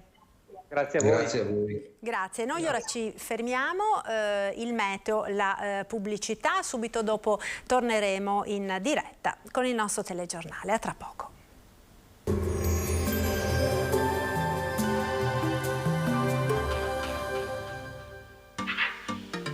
Tremonti, attrezzature e materiale per saldatura professionale a Montebelluna. Bentrovati al meteo. Una perturbazione interessa il centro-sud. Sul nostro territorio invece tempo tutto sommato buono. Il dettaglio di sabato 19 novembre. Sul Veneto prevarrà un cielo nuvoloso con copertura più significativa in pianura, schiarite più presenti invece in montagna. Sarà probabile qualche isolata precipitazione sulle zone costiere e sul Polesine, spruzzate di neve dai 1200-1500 metri di quota. Temperature stazionarie minime tra 3 e 8 gradi, massime invece comprese tra gli 11 e i 15 gradi. Spostiamoci ora sul Friuli Venezia Giulia, anche qui cielo molto nuvoloso. Avremo occasionali piovaschi alternati a schiarite sulla costa, dove soffierà anche bora forte. Temperature minime sui 5-8 gradi, massime intorno ai 13-14 gradi. Infine diamo uno sguardo al Trentino Alto Adige, dove avremo ben poche novità. Sarà irregolarmente nuvoloso, ma qui con maggiori tratti soleggiati, saranno più ampi e probabili nelle ore centrali. Non sono attese piogge degne di nota. Temperature minime intorno ai 3-4 gradi, massime sui 15 gradi all'incirca. Dal meteo di Antena 3 per ora è tutto, grazie per l'attenzione, arrivederci.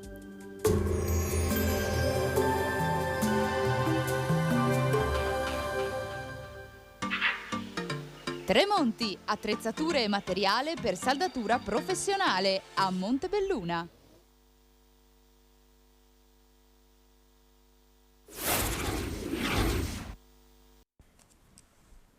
Eccoci nuovamente in diretta con la prima edizione del nostro telegiornale. Cambiamo argomento e parliamo ora di boschi e di foreste, con un'emergenza che sta minacciando dopo Vaia i boschi della nostra regione. Abbiamo in collegamento, e lo ringrazio per essere con noi, il professor Andrea Battisti del Dipartimento di Agronomia, Animali, Alimenti, Risorse Naturali ed Ambiente dell'Università di Padova. Buongiorno professore, grazie per essere con noi. Buongiorno, grazie a voi e agli ascoltatori. Ecco, allora, da Vaia al Bostrico, foreste in pericolo. Se ne saranno accorti tutti coloro che hanno avuto modo di frequentare la nostra montagna, no? Quest'estate, di quanto esteso sia stato il danno nei boschi rimasti in piedi dopo la tempesta Vaia, provocati appunto da questo insetto. È un insetto, giusto, il bostrico, professore? Vuole spiegarci che cosa sta succedendo nei boschi? Sta succedendo qualcosa che era molto atteso.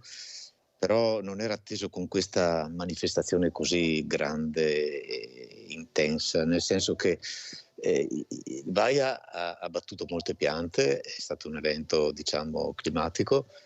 Queste piante, una volta cadute a terra, vengono di solito invase da degli insetti e da altri organismi, soprattutto insetti, e uno in particolare si chiama bostrico, che è un coleottero, il quale sfrutta le cortecce degli alberi quando sono deboli, come quelli per esempio caduti, no? E quindi lì riesce a sviluppare, e lui non fa altro che avviare la decomposizione del legname delle piante morte, per esempio. Ma quando ne ha tantissime a disposizione in uno spazio circoscritto e in un tempo, allo stesso tempo, diventa praticamente, si moltiplica in modo molto forte.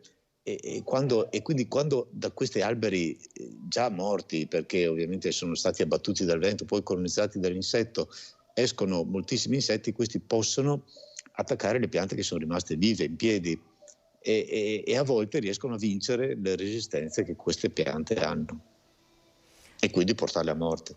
Quindi diciamo questo tipo di insetto sta provocando dei danni notevoli a tutti i boschi, alle foreste del Veneto, ma anche del Trentino, con delle grandi macchie, no, che abbiamo visto in mezzo agli alberi verdi, di alberi sostanzialmente morti. Ma esiste un qualcosa che si può fare per fermare il propagarsi di questo insetto? Sì, prima però devo spiegare una cosa molto... c'è un po' di audio del ritorno. Sentite meglio ora? La sentiamo bene. Sì, benissimo, grazie.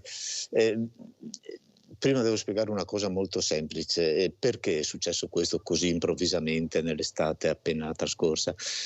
Perché è stata un'estate molto calda e molto priva di precipitazioni, di pioggia, no? Calda e secca, e questo non ha facilitato le risposte di difesa naturale che le piante hanno nei confronti dell'insetto.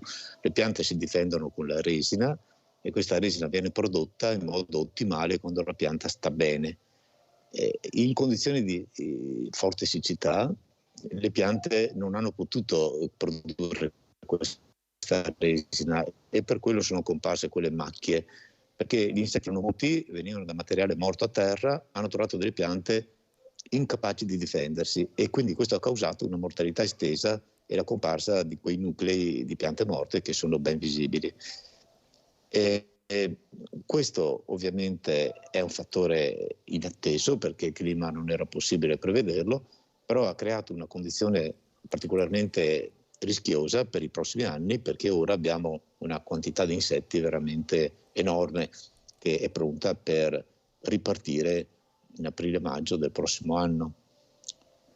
Cosa possiamo fare?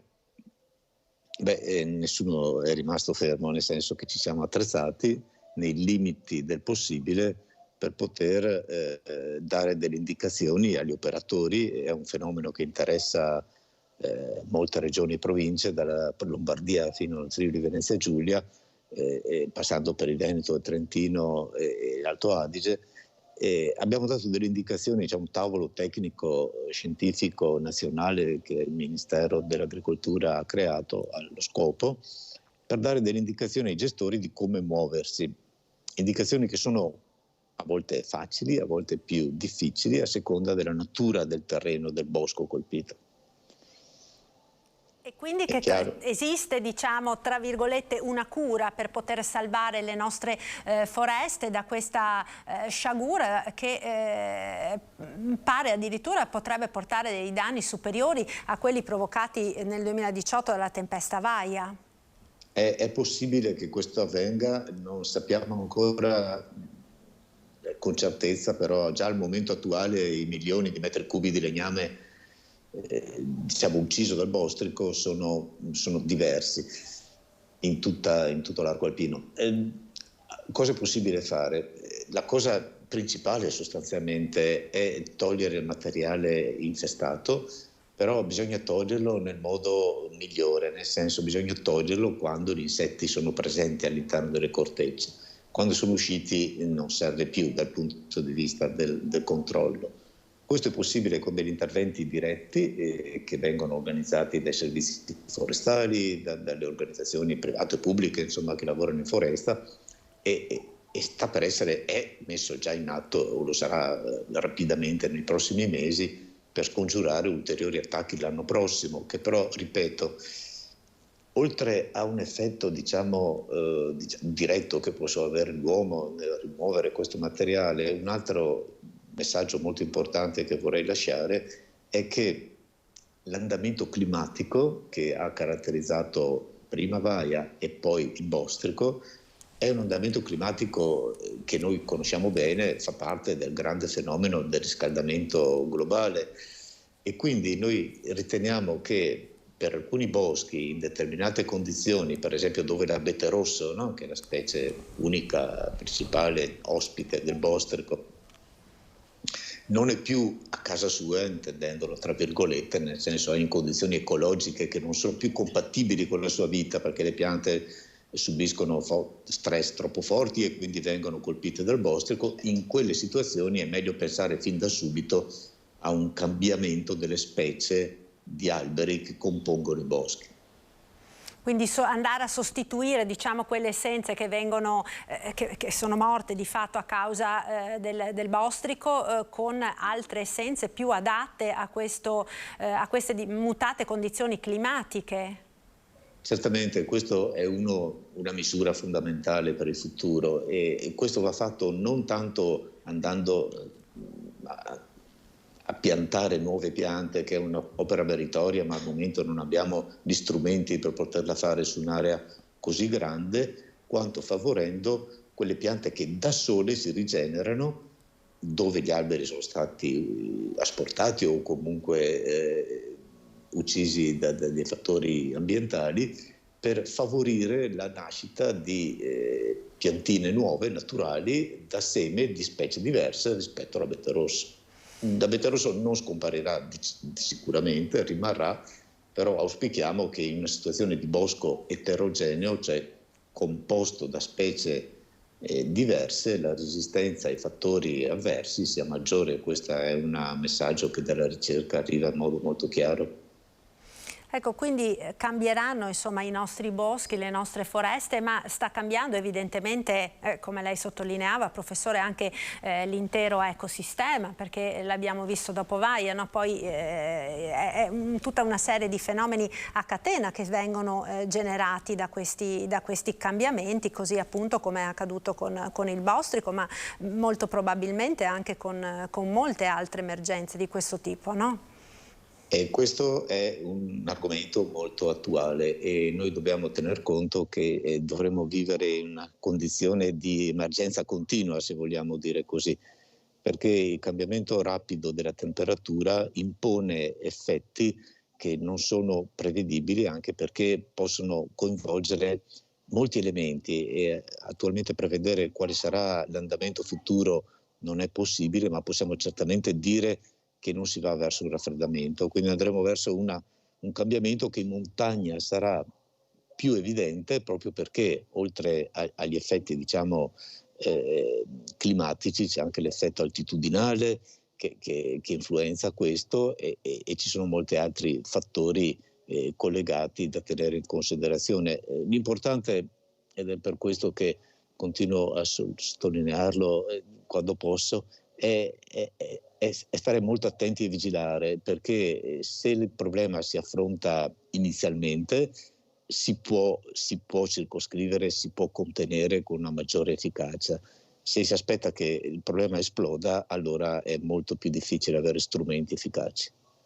Ecco, voi come Università di Padova avete un gruppo di lavoro, no, che si sta proprio occupando di queste problematiche, professore. Vuole un po' raccontarci in che cosa siete impegnati in questo momento?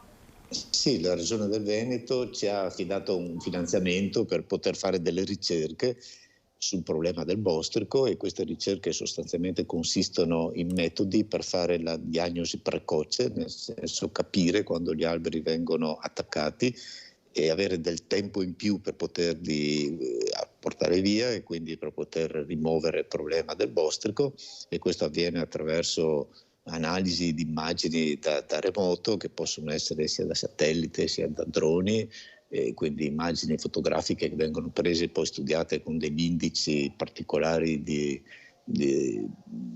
riguardano quanto la vegetazione mostra la sofferenza sostanzialmente, e questo è un aspetto. Il secondo aspetto è invece dare delle indicazioni su come questo bostrico si distribuisce nello spazio, per poter prevedere quali saranno le zone colpite e quindi avere degli strumenti in più da offrire a chi gestisce il bosco.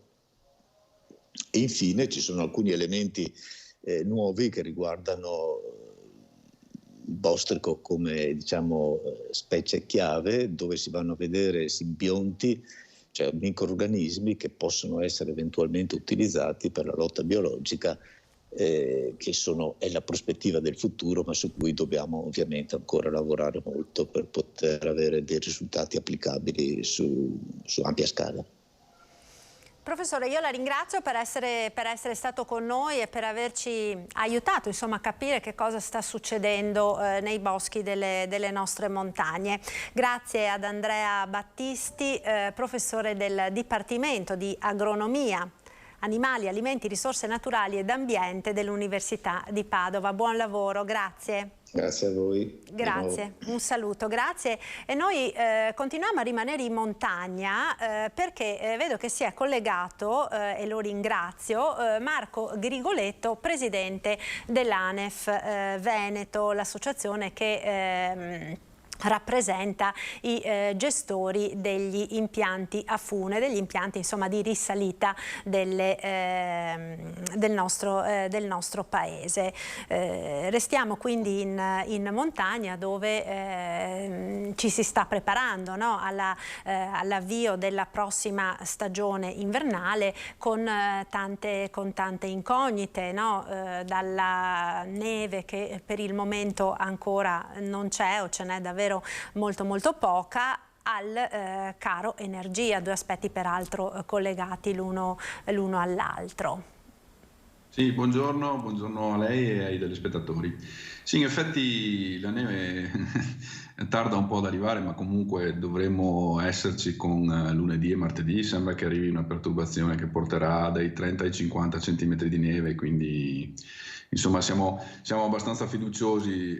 Peraltro da stanotte in tutti i comprensori sono partiti i cannoni da neve, quindi in sostanza abbiamo iniziato un po' l'innevamento, e allora cerchiamo di essere fiduciosi, ecco.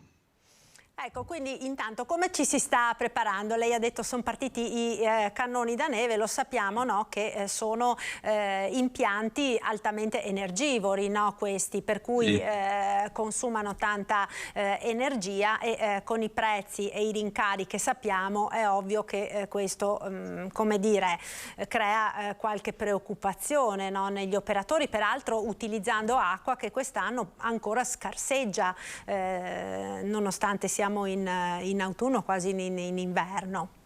Come ha detto lei, giustamente ci sono questi due aspetti che sono abbastanza importanti. Uno è il fattore energetico, e da questo punto di vista è chiaro, è stato detto più volte, che noi comunque siamo dei soggetti energivori, anche se di picco, nel senso che il nostro utilizzo, diciamo, è di picco per certi orari durante il giorno, nel far andare gli impianti e nel far andare poi i nostri innevamenti artificiali. E sì, è un problema che comunque stiamo affrontando a livello nazionale, e lo stiamo affrontando, direi, abbastanza positivamente con il governo, che ci ha già chiesto dei dati specifici per capire come poter poi in qualche maniera aiutarci. Sembra che questo nuovo governo sia molto positivo nei confronti della montagna in generale, e in particolare anche sul nostro settore.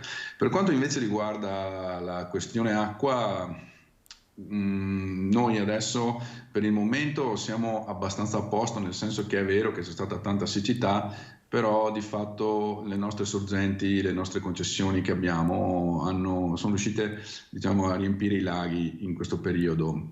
Credo che quest'acqua sia per il momento sufficiente per una prima fase di innevamento. È chiaro che se dovesse continuare così probabilmente avremo qualche piccolo problema, diciamo così, di recupero dell'acqua per riempire di nuovo i nostri laghi, i nostri bacini e le nostre vasche per poter poi reinnevare.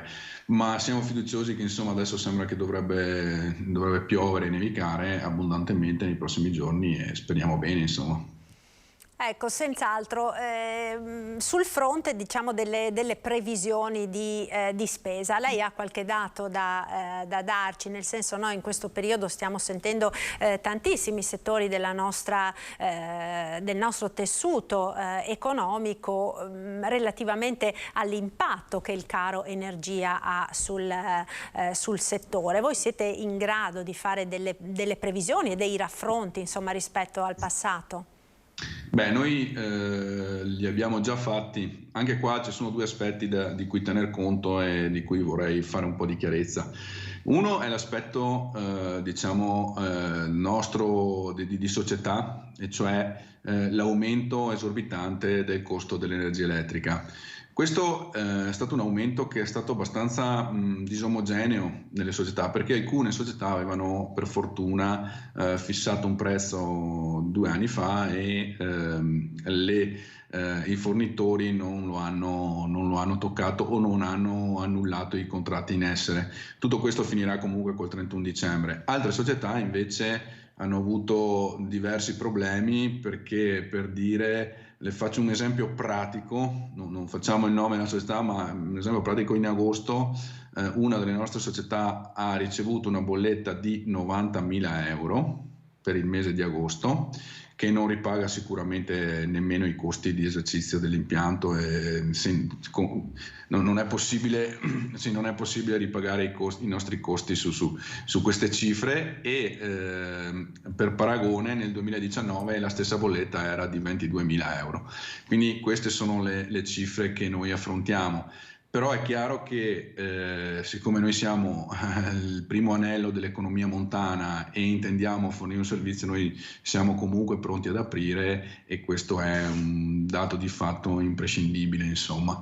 L'altro aspetto che volevo chiarire invece è quello che riguarda l'aumento dei prezzi dei ski pass. Se ne è tanto parlato, ma di fatto questo famoso aumento del 10-12% sugli ski pass si riferisce effettivamente allo ski pass giornaliero in piena stagione, che peraltro è scontato di un 5% se prenotato online, per cui noi anche in questo caso cerchiamo di mantenere i prezzi calmierati rispetto a quelli che dovrebbero essere, con i nostri aumenti sia dell'inflazione sia dell'energia, che è aumentata molto, come sappiamo, molto di più dell'inflazione, e cerchiamo di fornire un servizio che faccia girare l'economia della montagna, dato che noi creiamo un indotto che è almeno 8 volte quello che sono i nostri fatturati.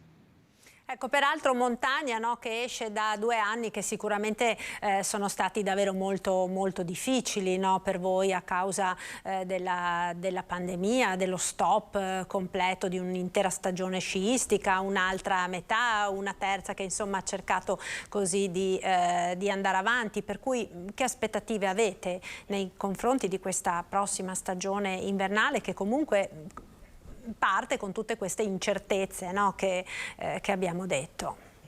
Sì, posso solo dire che sono stati degli anni difficili. Guardi, noi siamo rimasti 22 mesi chiusi, quindi il periodo del Covid è stato veramente traumatico. Devo comunque ringraziare sia il governo sia la Regione Veneto e sia anche per quanto riguarda, diciamo, la parte alta di quella della provincia di Belluno, perché questi 3 enti comunque in qualche maniera ci hanno dato una mano e ci hanno molto aiutato con i famosi ristori che poi sono arrivati nelle nostre casse e ci hanno permesso di mantenere anche tutti i nostri dipendenti. E niente, per quello che riguarda invece le prospettive della stagione, per quello che sento io sono molto buone, cioè nel senso che le prenotazioni so che ci sono molte, provengono per la maggior parte da stranieri, però le prospettive sono veramente di un'ottima stagione. Manca solo il bianco, diciamo così, ma speriamo che nei prossimi giorni questa neve tanto attesa arrivi. Ecco, la previsione di apertura è per il Ponte dell'Immacolata, o ci si potrà, i più appassionati di sci potranno già cominciare prima?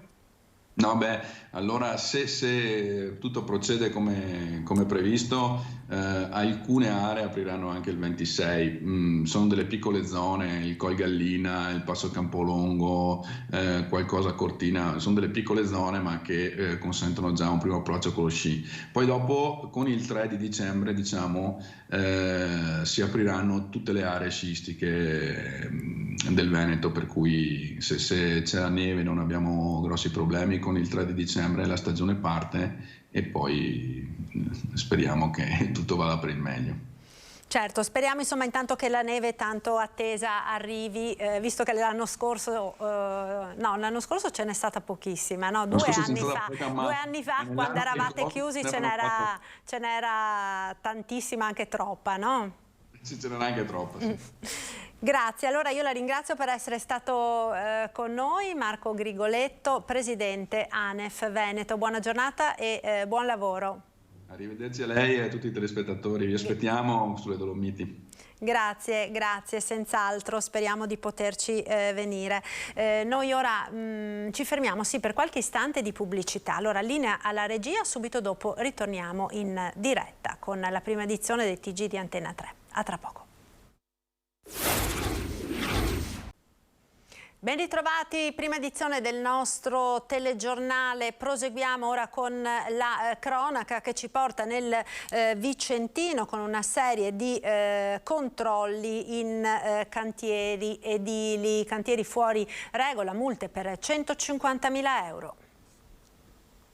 Sospese 4 attività imprenditoriali ed elevate sanzioni per oltre 150.000 euro il bilancio dei controlli del Nucleo Carabinieri Ispettorato del Lavoro di Vicenza, unitamente ai comandi stazione di Chiampo e Trissino, nell'ambito dell'attività finalizzata alla verifica del rispetto della normativa sulla tutela della salute e della sicurezza dei lavoratori nei luoghi di lavoro, nonché alla prevenzione e repressione del fenomeno dello sfruttamento del lavoro e di quello sommerso. Controlli che sono stati effettuati all'interno dei cantieri edili tra la Valle del Lagno e quella del Chiampo, che hanno portato in totale al deferimento alla Procura della Repubblica di Vicenza di 15 imprenditori, emessi 4 provvedimenti di sospensione dell'attività imprenditoriale, di cui 1 per lavoro nero e 3 per gravi violazioni in materia di salute e sicurezza nei luoghi di lavoro. 2 locali sanzionati, una donna denunciata e arrestato un latitante. Il bilancio dei controlli straordinari dei Carabinieri di Thiene. Controlli straordinari dei Carabinieri di Thiene, il cui bilancio è di 2 sanzioni a 2 locali, uno a Sandrigo, uno a Due Ville, per alcune violazioni di norme in materia di igiene e sicurezza alimentare. Una denuncia per taccheggio, e nella rete dei controlli è finito anche un 52enne cittadino serbo che è stato arrestato a Thiene poiché a suo carico pendeva un ordine di carcerazione della Procura della Repubblica di Vicenza, il quale dovrà scontare in carcere la pena di 1 mese e 18 giorni. I posti di controllo dei Carabinieri si sono concentrati nei comuni di Villa Verla, Thiene, Breganze, Sarcedo, Sandrigo, Caldogno, Costa Bissara e Povolaro. 14 militari dell'Arma complessivamente impiegati assieme al personale del NAS, della Forestale e ai militari in borghese del nucleo operativo, che hanno controllato 44 persone, di cui 7 con precedenti vari di polizia e 21 veicoli. Torniamo nel Trevigiano ora con la cronaca giudiziaria. Ieri l'udienza di convalida per Riccardo De Felice, il 24enne che mercoledì scorso ha massacrato il papà.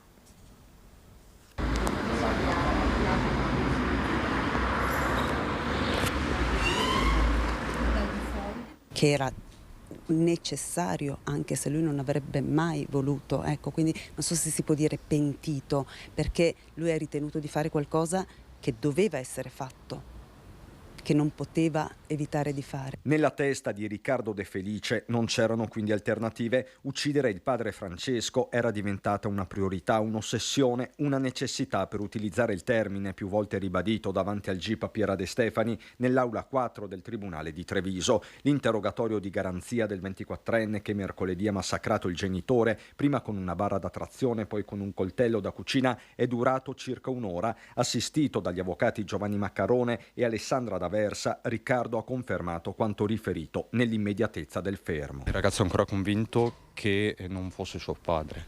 Sì. Lo ha ripetuto questa mattina? L'ha ripetuto anche questa mattina, sì. Lui sentiva che questa persona che volevano fargli passare per padre non era una figura positiva.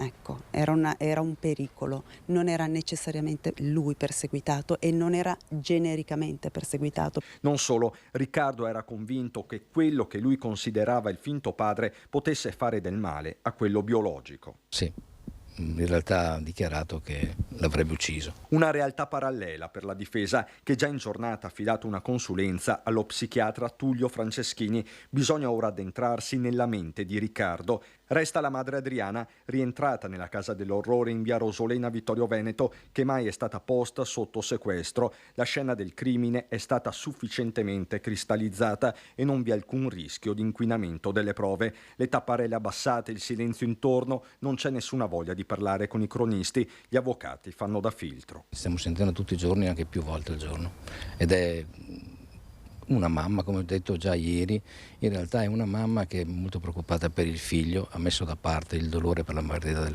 del marito. Riccardo De Felice è rientrato a Santabona poco prima delle 11:30, si trova in una cella con altri giovani detenuti. Parlano che sì, che è sereno, che è trattato bene, che si trova bene con i suoi compagni. Nel pomeriggio la visita dello psichiatra in attesa della pronuncia del GIP, con la difesa che sta cercando una struttura alternativa protetta. Arrestato dalla squadra mobile di Padova un narcotrafficante di eroina albanese. Trasportavano eroina tra Parma e Padova, un laboratorio clandestino di droga gestito da una coppia di albanesi residenti nella provincia emiliana. È stato scoperto dai poliziotti dell'antidroga della squadra mobile di Padova. In manetta è finito un albanese di 29 anni ed è stata denunciata la sua compagna per detenzione ai fini di spaccio di quasi 9 kg di eroina. Gli agenti della squadra mobile uganea da tempo tenevano sott'occhio una Volkswagen Polo che faceva la spola tra Padova e Parma. Alla guida c'era sempre l'albanese.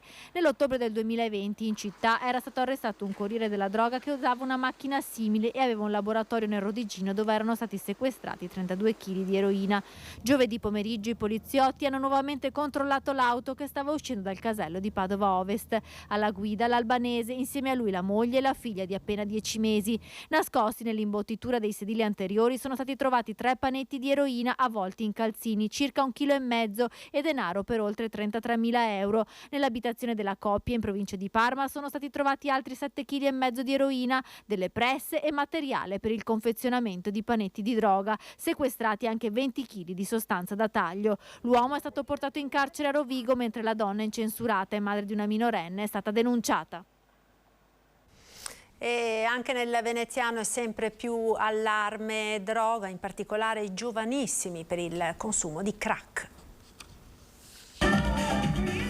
Secondo le ultime statistiche sta aumentando sempre di più il consumo di droga tra gli adolescenti nel veneziano.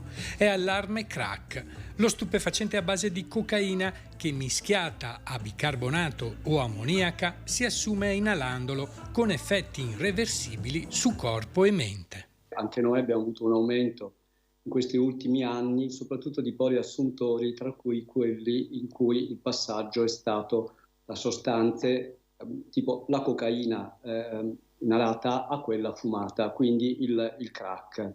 Gli effetti sono sicuramente molto pesanti dal punto di vista della salute e del benessere, in quanto è una sostanza che induce una elevata dipendenza, una rapida assuefazione e soprattutto ha una ricaduta sul comportamento, un comportamento che può diventare aggressivo e soprattutto con degli sintomi psicotici evidenti. Da qui quindi ricoveri al pronto soccorso, in SPDC, quindi in psichiatria, e una condizione di estremo disagio e malessere proprio nella relazione quotidiana che la persona ha col mondo.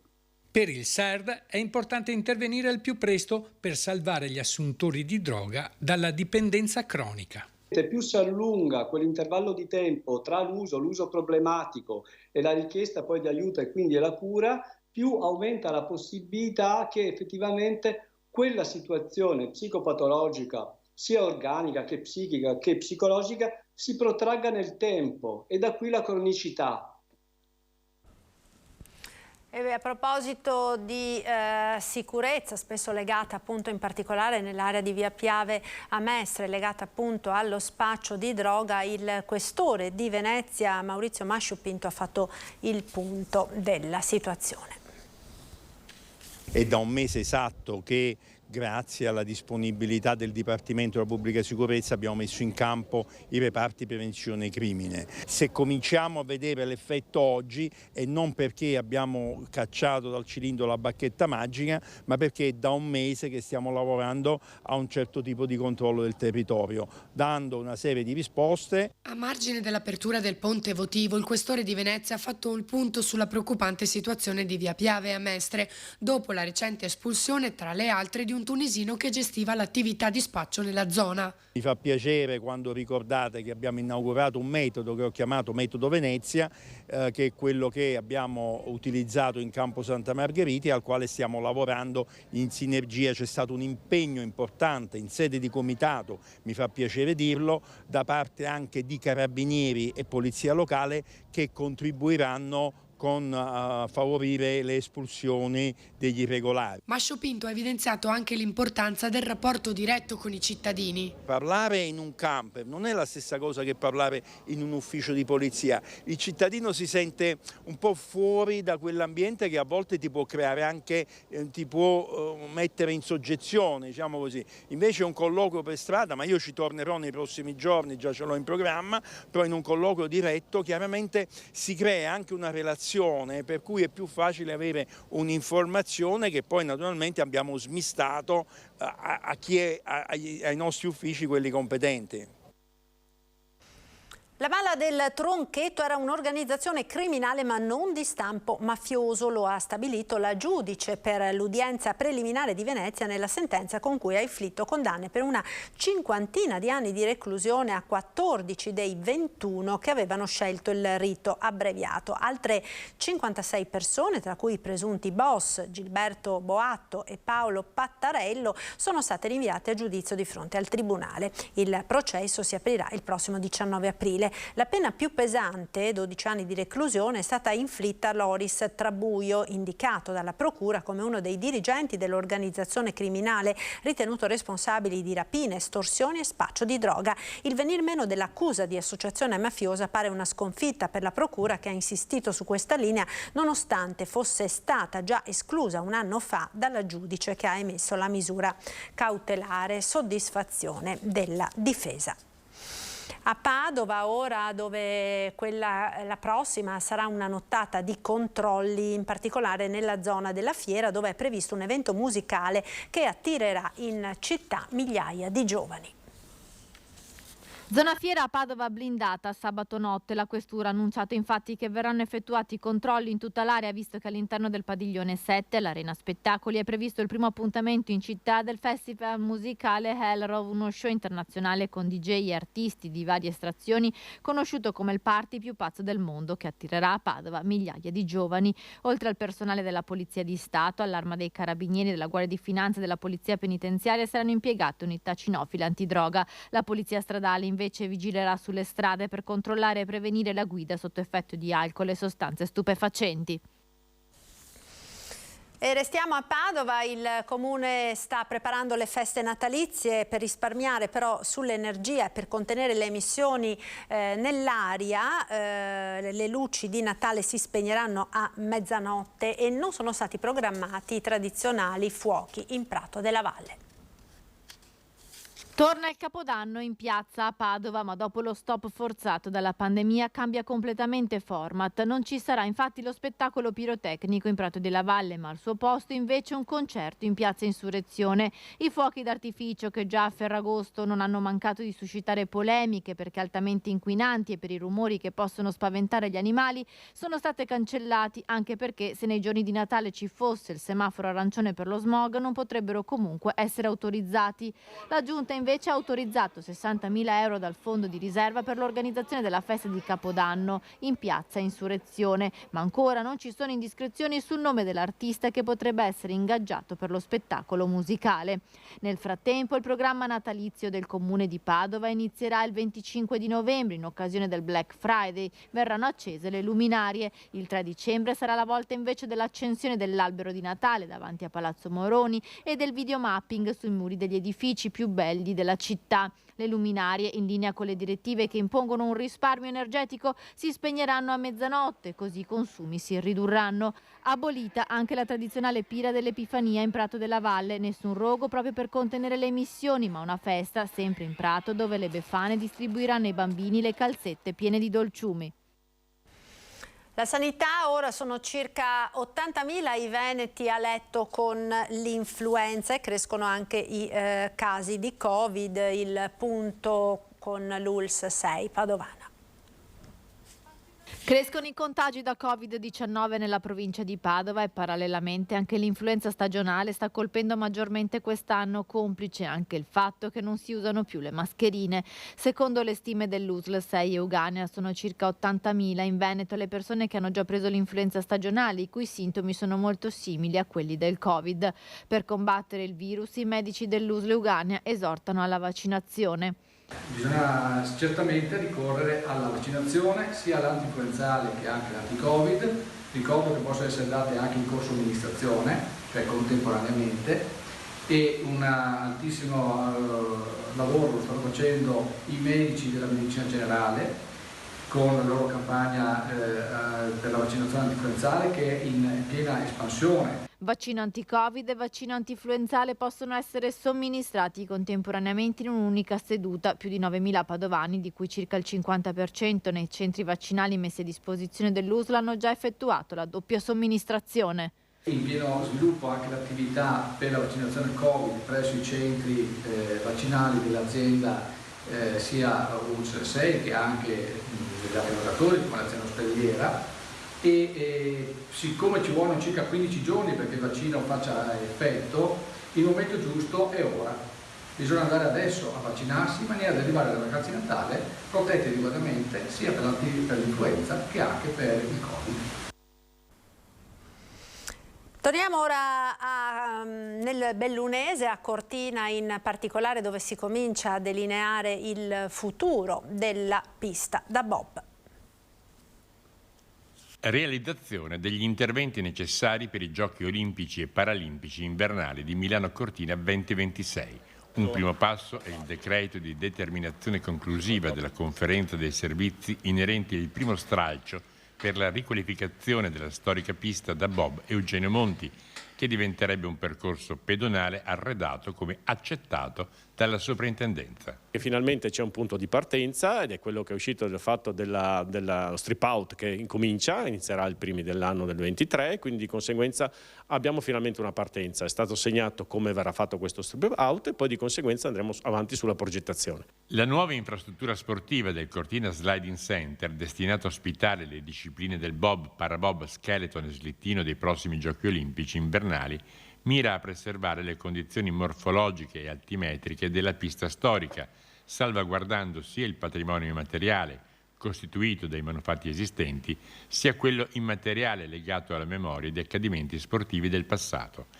Attraverso tali procedure, l'ex partenza, la cabina S e l'adiacente curva Antelao, nonché i tratti iniziali e terminali del tracciato storico, verranno recuperati dialogando idealmente con la nuova infrastruttura.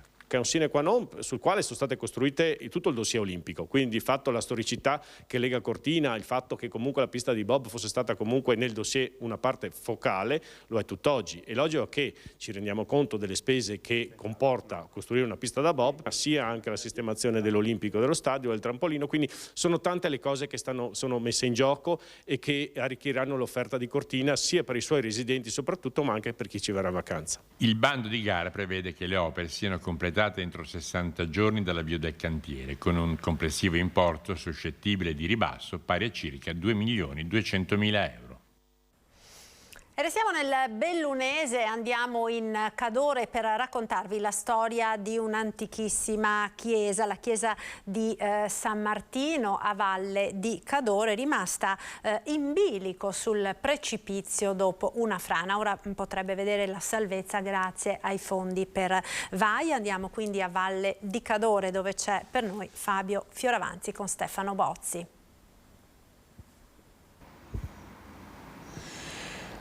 Grazie per la linea, siamo a Valle di Cadore, siamo venuti in questo comune di una delle parti più belle del Veneto, delle montagne del Veneto, per parlare di una chiesetta che è lì alle nostre spalle, di cui abbiamo già raccontato in altri servizi, dedicata a un santo che è anche il patrono di Belluno. Siamo con Marianna Hoffer, che è il sindaco di questo comune, per raccontare che cosa accadde in questa chiesa, dove non possiamo andare perché nei giorni scorsi ha piovuto e quindi il cantiere viene considerato pericoloso e quindi quella chiesetta non è accessibile ai fedeli. Sì, l'abbiamo chiusa, ormai è passato più di un anno, per un movimento molto importante, si parlava insomma di un abbassamento del terreno importante. Ci abbiamo in realtà sempre creduto, nel senso che noi come amministrazione eravamo convinti che la roccia ci fosse, cosa che in questi giorni si è rivelata vera perché l'abbiamo trovata, e quindi con l'aiuto della Regione, che ci ha messo a disposizione un finanziamento VAIA di 1.100.000, abbiamo iniziato le lavorazioni e adesso siamo a buon punto. Contiamo di metterla in sicurezza per la fine dell'inverno e poi insomma con la primavera di riallestirla e tornare a restituirla ai fedeli. L'edificio ha dei danni? No, l'edificio non ha dei danni, anche se in sinergia con la sovrintendenza, ora che il versante si può considerare in sicurezza, stiamo cercando di reperire dei fondi comunque per sistemarla. Sarebbe insomma stupido riallestirla e poi cercare i fondi successivamente. Per questa comunità, questa chiesa, quanto è importante? Beh, io direi che immaginare Valle senza la chiesa è quasi impossibile. È anche il nostro patrono, non solo il patrono. Anche il patrono, non lo sapevo. Non solo il patrono di Belluno. E poi immaginate voi di passare qui e non vederla. È una cosa che non riesco proprio ad immaginare, oltre che per l'aspetto proprio religioso, è anche un aspetto monumentale, direi quasi paesaggistico. Anche perché ha una vista sulle montagne, sulla valle, probabilmente è un punto davvero unico. Sì, poi la storia della chiesa porta proprio a ricordare che era prima un castello romano che veniva utilizzato perché c'è l'antica strada regia, e quindi un po' da vedetta e da controllo su quelle che erano i mezzi di trasporto che passavano all'epoca, quindi era un punto strategico, e lo è ancora perché da lì si domina un po' tutta la nostra borgata storica, che è la borgata di Costa, che è di origine romana. Chiesa che, ricordiamo, ha avuto tra l'altro diverse riedificazioni, ha avuto delle diverse stagioni con distruzioni e ricostruzioni. Assolutamente. L'ultima quella del presbiterio, se non ricordo male. Sì, assolutamente sì, e addirittura ci spiegavano insomma gli storici che inizialmente era molto più piccola, poi con insomma l'aumento dei numeri, con la religione la religione cattolica che si è comunque allargata ad una certa massa di persone, hanno allargato la chiesa, ed è proprio da lì che sono iniziati i primi problemi di dissesto della chiesa. Insomma, se la chiesa fosse rimasta piccola com'era, siamo sicuri che poggiava sulla roccia. Quando ha iniziato ad allargarla, qualche problema è venuto fuori, e questo gli storici raccontano, si può capire dalla grandezza della porta d'ingresso, che è dimensionata per una chiesa molto più piccola. Il lato pericolante è quello che dà verso noi, o è quello a valle che in realtà non stiamo vedendo, credo? È quello che dà verso Perarolo, verso la famosa frana della Busa del Cristo. Il versante è dall'altra parte, sì. Lei ha parlato di fondi Vaia, però qui Vaia in realtà non c'entra. No, Vaia c'entra perché in realtà i primi veri movimenti preoccupanti, per quanto avesse una certa ordinarietà con il gelo e il disgelo, sono avvenuti dopo Vaia, quindi con quelle forti precipitazioni la Chiesa ha iniziato a muoversi in modo davvero pericoloso, tant'è che io prima di questa chiusura l'avevo già chiusa 2 volte e l'ultima però era stato un movimento un po' troppo rapido che ci aveva fatto pensare che non si fosse più poggiata sulla roccia, ma che insomma ci fosse un imminente pericolo di crollo, e quindi Vaia ha influito non poco su questo e l'avevamo segnalata subito perché con il monitoraggio che era sempre presente della regione già pochi giorni dopo Vaia avevamo visto qualcosa di molto particolare.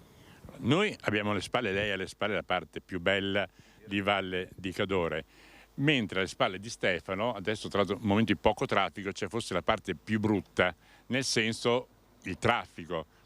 Abbiamo incontrato in questi giorni tra l'altro i rappresentanti dell'ANAS, siete destinati, magari ci spostiamo verso la strada, siete destinati a essere per sempre con i camion di qualunque tonnellaggio che passano per il centro del paese, che ricordiamo qui ha un senso unico alternato con un semaforo. Ma io ho ancora speranze che possa partire la variante di valle, che ci garantirebbe almeno di recuperare questa parte del paese, nel senso che la variante passerebbe verso è scattato, chiedo scusa, scala il verde, possiamo vedere, lo facciamo vedere anche agli amici a casa, appunto un momento in cui passano le macchine che non sono il problema. Prima mentre veniamo a piedi, qui invece il caso è che stessero passando i mezzi davvero pesanti, quelli grandi. Sì, il problema principale sono i camion, le macchine sono sopportabili, però insomma recuperare questa parte del paese e renderla tra virgolette quasi pedonale per noi ci dà una prospettiva anche di una costruzione di un turismo diverso, perché il mio sogno è quello che comunque la borgata di costa diventi... Ecco, chiedo scusa Stefano, se ti giri abbiamo proprio i camion, quelli che forse vorremmo vedere un po' di meno a valle, o no? Sì, questi sono ancora piccoli a dir la verità. Prima abbiamo visto degli autorimorchi che erano ben più pesanti di questi. Quindi la speranza è che almeno questa parte venga eliminata dal traffico, resta che comunque tutto il mio paese, come tanti altri, restano attraversati. Non avete paura di fare la fine del Fadalto? La paura c'è, però io ho una speranza. I giovani che adesso operano nel turismo hanno idee, e hanno capito che non si può vivere solo con il passaggio e si deve costruire un turismo di qualità. Quindi è evidente che non abbiamo una storia di turismo come quella che può essere dell'Alto Adige, ma credo anche che da qualche parte bisogna partire. Visto che siamo a ridosso del giorno festivo per eccellenza, cioè della domenica, domani qualcuno venisse qui in questa zona, dove gli consiglierebbe, sperando che il tempo sia come oggi, dove gli consiglierebbe di andare? Beh, intanto gli consiglierei di fare una bella passeggiata fino al rifugio Costapiana e se vogliono proseguire fino alla chiesetta di San Dionisio, anche se non è nel mio comune, ma è una bella passeggiata. È proprio una cosa da sportiva, visto che lei è una calciatrice. Però anche questa che è l'antica strada regia, che è un po' l'alternativa della ciclabile, conduce fino a San Vito, Borca, Vodo, fin dove uno vuole andare e passeggia in assoluta tranquillità. Poi devo dire che l'offerta enogastronomica del mio paese è buona e quindi c'è anche qualche buon ristorante, non posso dire cosa preferisco, e quindi se vogliono passare una bella giornata a Valle di Cadore ben venga. Senta, mi è venuto in mente, visto che lei è appunto un'ex calciatrice che ha vinto anche a Monza uno scudetto, cominciano i mondiali, lei, visto che non c'è l'Italia, per chi fa il tifo? Io per il Brasile, per il Brasile sicuro. Io mi aspettavo con il cognome che a lei è un po' teutonico, no. Quantomeno per la spensieratezza che i brasiliani portano sempre con sé, oltre alla qualità del calcio, ecco. Neymar, insomma. Vinicius adesso. Va bene, allora, ringraziamo Marianoff, sindaca. Sindaca o sindaco? Perché di questi tempi... È il ruolo, non il genere. Quindi sindaco, con la O. Assolutamente. È d'accordo con la Meloni? Ma sì, insomma, su questa cosa sì. Vabbè, però lì si può dire il o la presidente, suona uguale, mentre sindaco lei è il sindaco con la... Sì, ma è il ruolo, è il presidente del Consiglio. Si può anche dire, non suona male, la presidente. No, ma è sempre, quando si declina il femminile su quei ruoli lì, sembra sempre un po' così. Siamo con la sindaca... Siamo con la sindachessa di Valle, come c'è chiesto. con il sindaco di Valle, Mario Onofre. Grazie mille per averci tenuto compagnia. Speriamo di poi poter tornare. Per quando lei crede per la riapertura di questo gioiello artistico e importante anche dal punto di vista religioso di Valle di Cadore? Io credo per le celebrazioni pasquali dell'anno prossimo.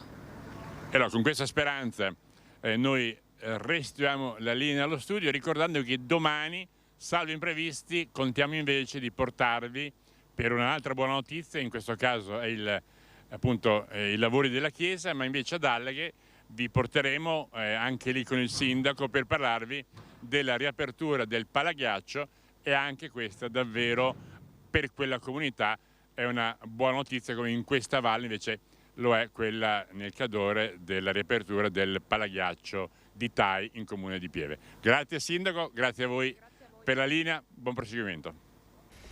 Grazie a Fabio Fioravanti e alla sindaca di Valle di Cadore. Noi ora andiamo nel Padovano, torniamo nel Padovano perché compie 100 anni Enrico Vanzini, che ieri a Cittadella ha ricevuto la benemerenza dalle mani del sindaco Luca Piero Bon. Sopravvissuto al campo di concentramento di Dachau, Vanzini è l'ultimo Sonderkommando rimasto in vita nel servizio che vedremo ora un'intervista che ci aveva rilasciato nel gennaio dell'anno scorso. Sentiamo.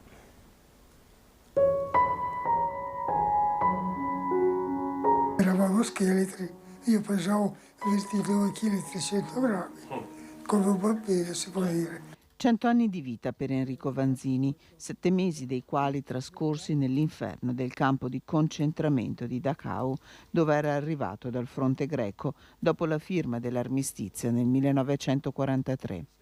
È nato a Fognano Olona, in provincia di Varese, il 18 novembre 1922 Enrico Vanzini, ma la sua vita è rinata il 29 aprile 1945, quando gli americani liberarono il campo di concentramento dove aveva fatto parte delle squadre di Sonderkommando destinate a raccogliere cadaveri nelle camere a gas per portarli nei forni crematori.